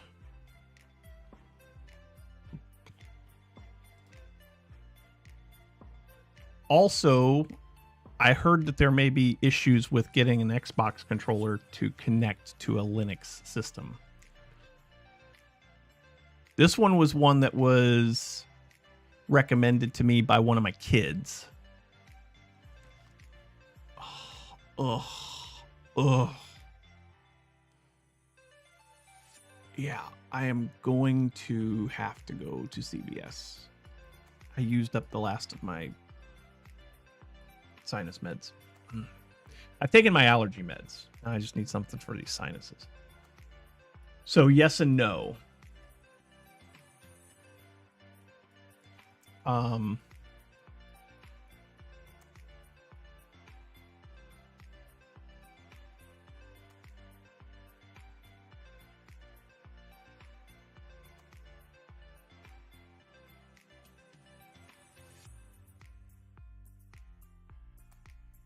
See, I don't know if I like the way that Xbox controllers feel. I like the way PlayStation controllers feel.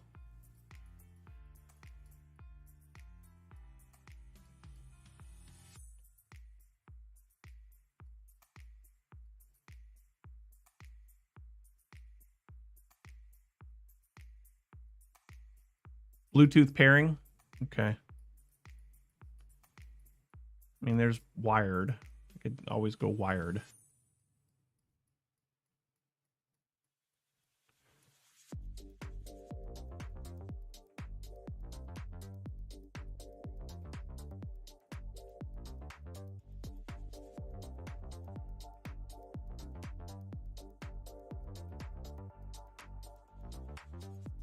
But I like the way PlayStation controllers feel.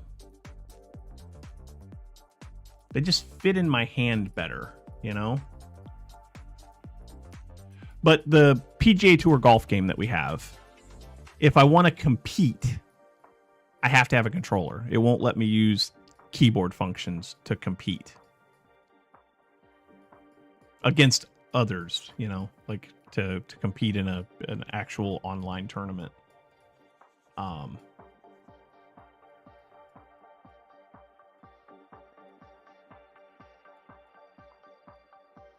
Gotta have a controller.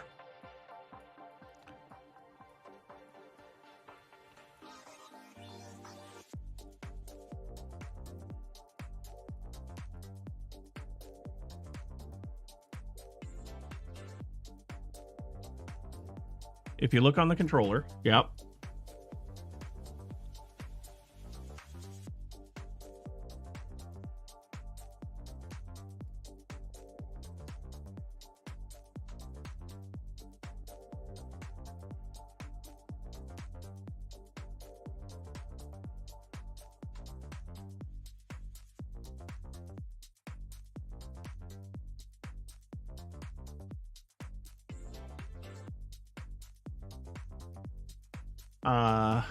Get the EPS one.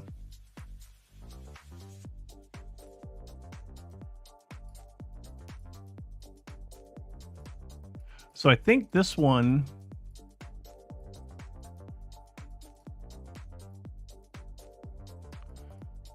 I think this one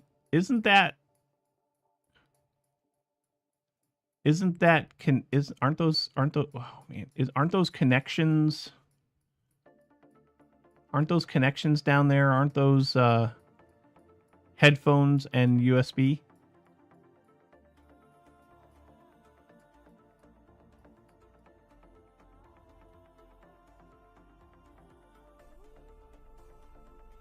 Okay. Give you the link to this page? Okay.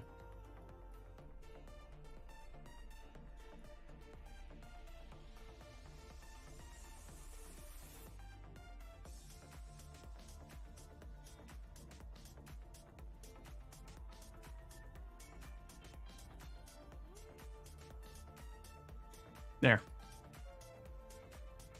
Oh, USB's on the other side? Okay.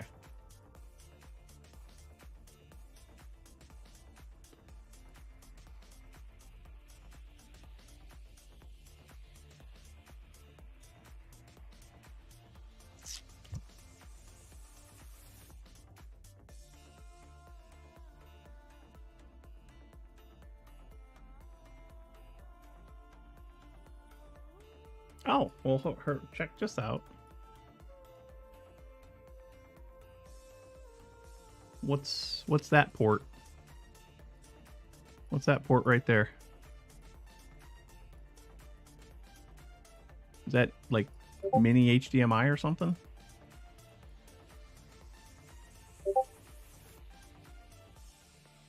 Oh, that's power. So wait, so this one is power. This one here is...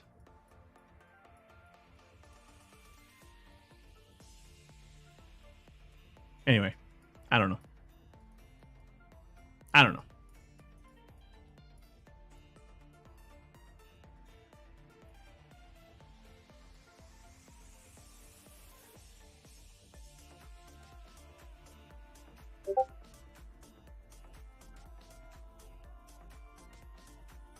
Pick 4 is USB to micro USB. Okay.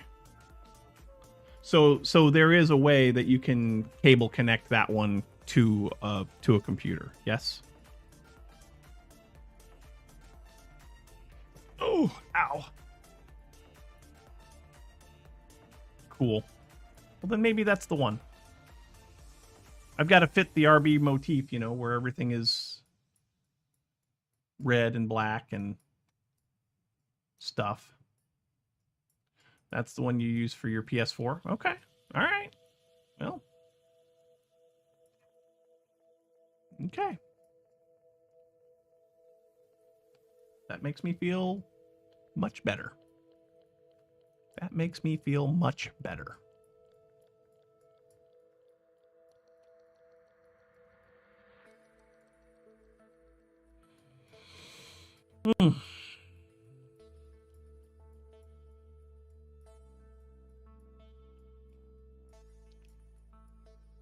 And they hate you on Windows 11. Who hates you on Windows 11?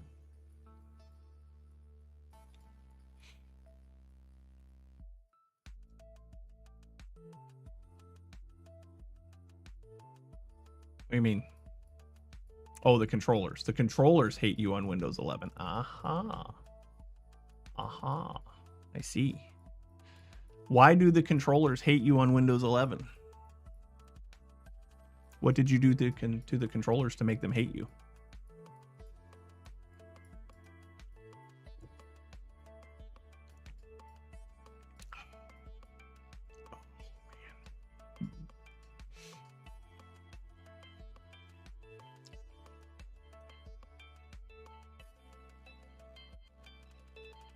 Windows just doesn't like them. Okay.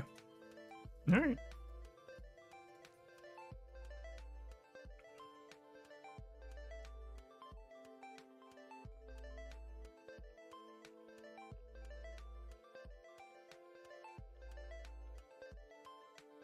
That's what I want right there. So I'm working on a project. Yeah, I'm working on a project. Pull it up in FreeCAD here.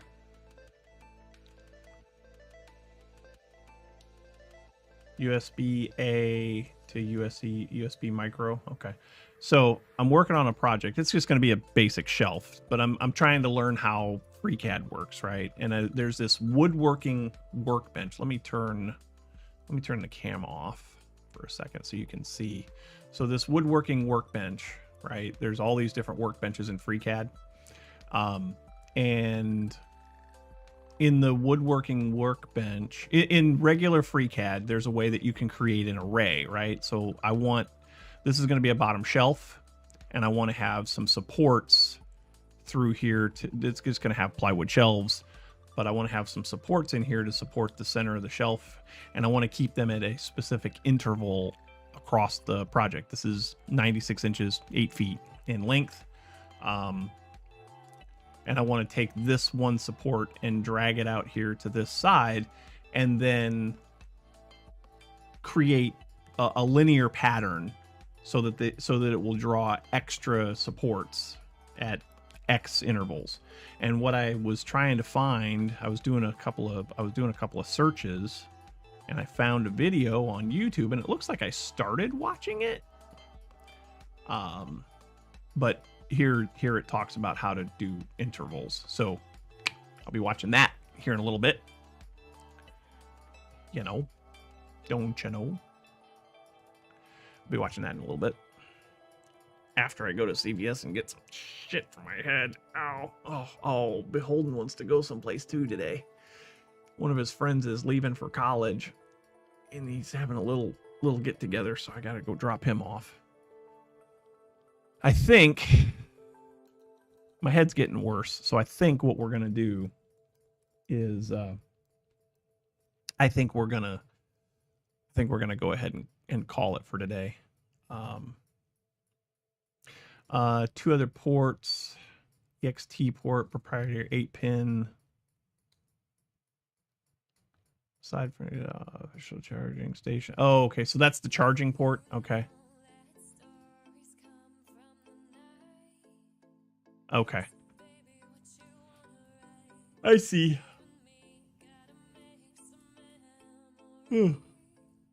But yeah, I think we're gonna call it, because I gotta do something about my head before it gets any worse. I hate Mrs. RB and I have talked about this. I've always had sinus problems, and sinus problems don't get better as you get older. They typically get worse. But I feel like they've gotten exponentially worse since we moved to Georgia. Now, I don't know if that's just anecdotal evidence. But I feel like there's something about the climate down here that just sets my sinuses off on a regular basis. Yeah, okay, could be the weather. Well, that is the climate. But I feel like it would be interesting to see if we went back home like this week. What would my sinuses do?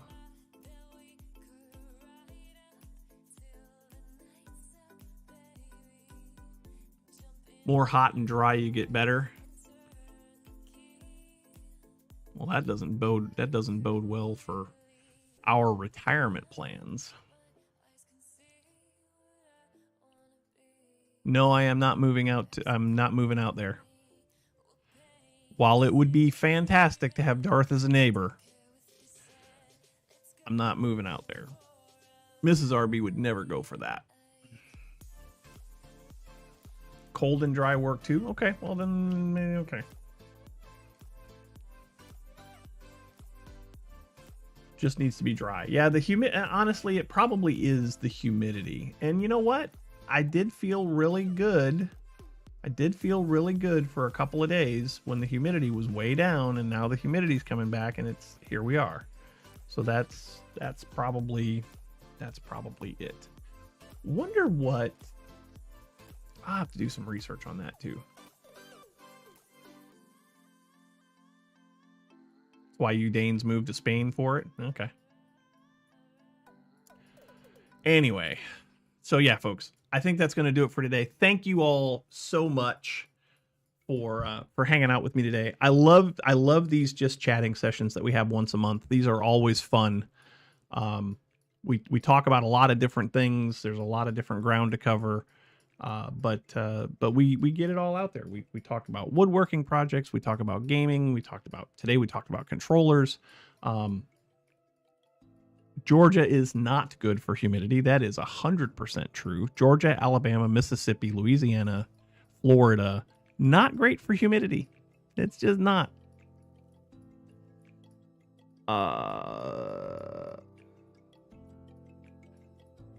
There's a couple. We're not going to get into that. There's a couple of leaders over there in the EU that want to suspend that whole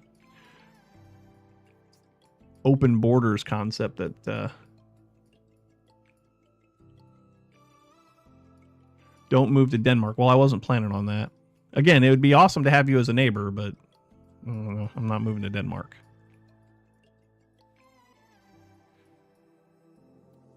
I saw a news article or a news story last night on TV about how there are some folks, some leaders that are pushing to kind of lock down the borders a little bit for various reasons over in the EU.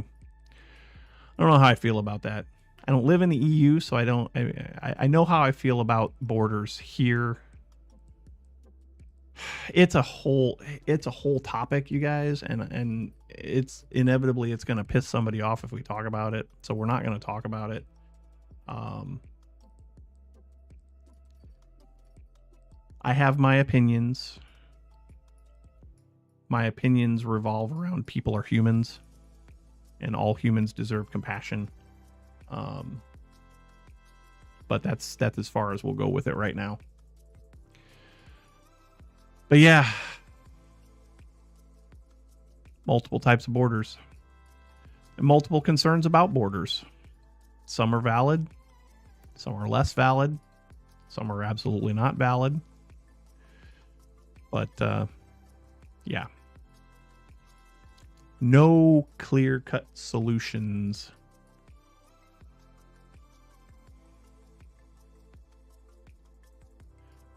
Don't hate people for a better life. Just ask the right way.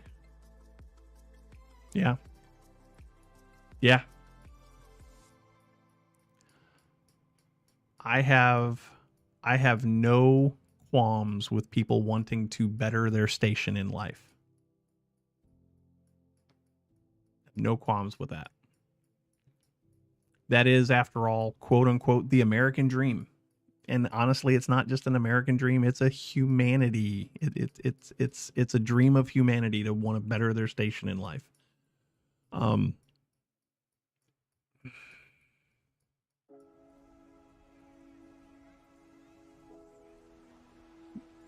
But at some point, where does it, I guess the question becomes, where does it become, where is the line between bettering your station and taking advantage? Bettering your station and diminishing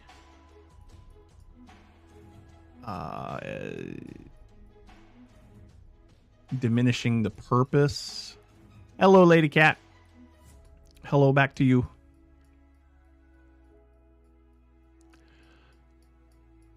Yeah, I get it. I understand why you flee war, why you flee poverty, why you want to make a better life.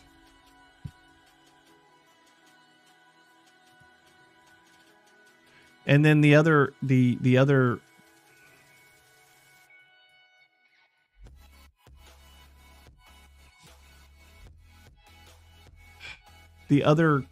thing that inevitably always comes up is as you get more and more people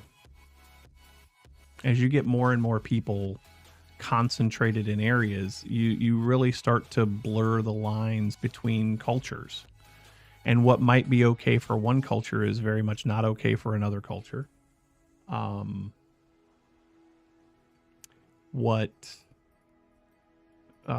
principles that make a country desirable to come to, if you come to that country and then want to institute ideas from your country, why does that add value, you know?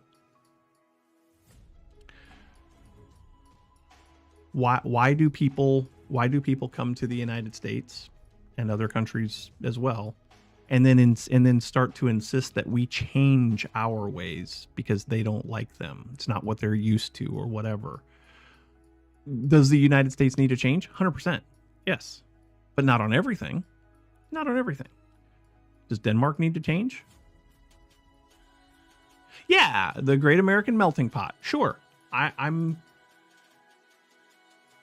Yeah, we all can change. We all can change something. Every country out there has something that they can be very, very proud of, and they also have something that they should be very, very ashamed of. Also, we need to pay more attention to history. Because if you don't pay attention to history, then history will most likely repeat itself. People that are worried about the ethical treatment of others, pay attention to how you go about that.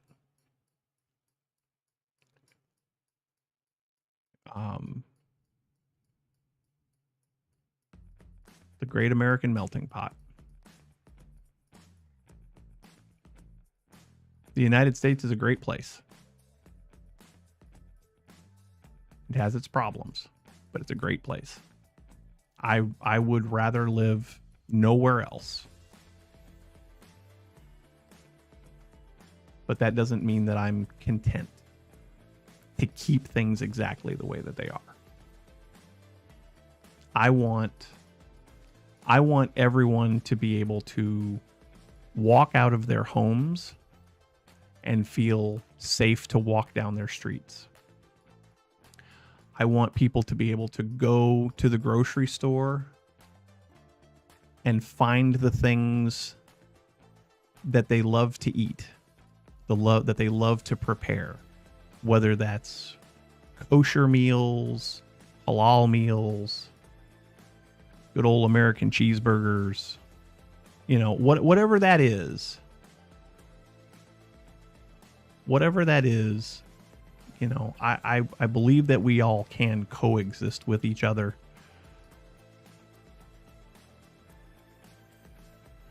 You'll never live in Russia, and you never want to live here. I mean, that's cool, right? That's the other thing that people need to remember is the grass is always greener until you get there. Right?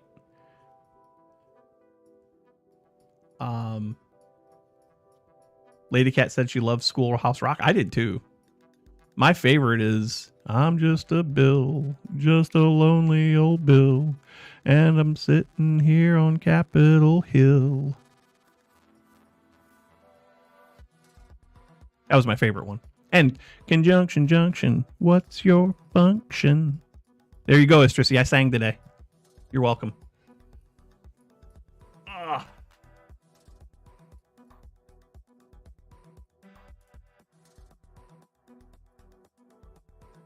She was singing with me. I can say 3 things in Denmark that need change, but I can also, yeah, I mean, yeah, I can probably think of a handful of things right now that the United States needs to change. But it's not going to change right now, you know? These things take time. And in the US government system, things take way longer. Well, see, yeah, I mean, gun control is a topic for discussion, but why? And I'm not trying to diminish the concerns of people. I'm not trying to diminish the concerns of people about guns. Guns are dangerous. What is the definition of gun control? I guess is the real question. And who gets to control them? Why do you need a gun to walk down the streets in New York? And ideally you shouldn't. But if you ask the people in New York City, why do they feel like they need a gun? What's their number one answer going to be? To protect myself. Probably. Guns are dangerous in the wrong hands. 100% true. Guns can be dangerous in the right hands too, as has been proven to us time and time again this year alone on a national stage.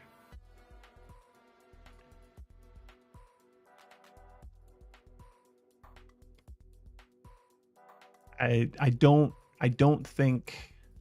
Here's the problem. Here's the big problem.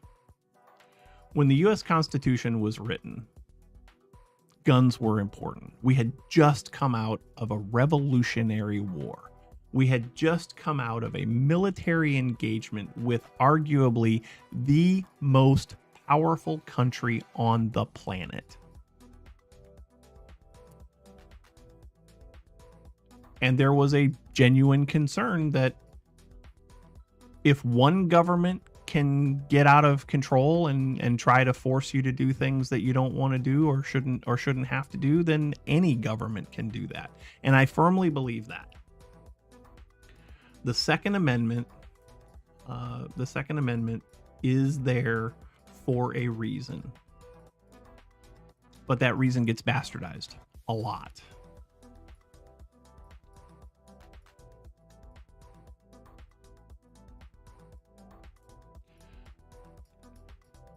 Bows and swords were important in the Middle Ages. Yes. You know why they're not important now? Guns.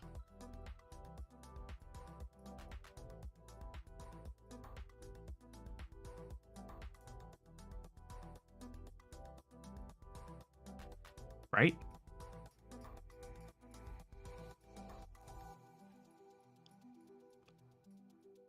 They are far more accurate. I mean, don't discount the accuracy of a true archer. Like they do well.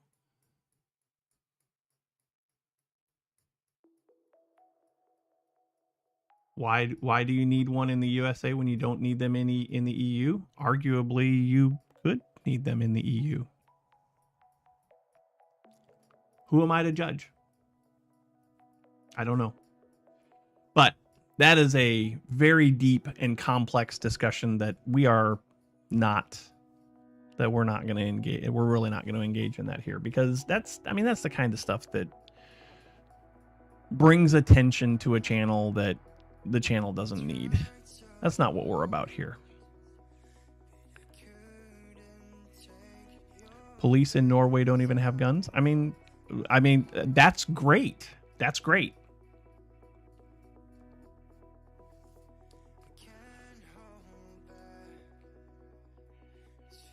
I don't have an answer. I wish I did. But the only thing I do know right now is there is a pharmacy a-calling me. Not literally, but it's right around the corner here, and I gotta go visit them. So Ladies and gentlemen, thank you so much for helping out, for hanging out with me today. I do appreciate it very much. If you like the stream, you know what to do. Hit the follow button. Get notified every time we go live, which is every Saturday. Next Saturday, we will be back into gaming again. We are just chatting. I did not change the settings on the stream today. It honestly, it's too much trouble.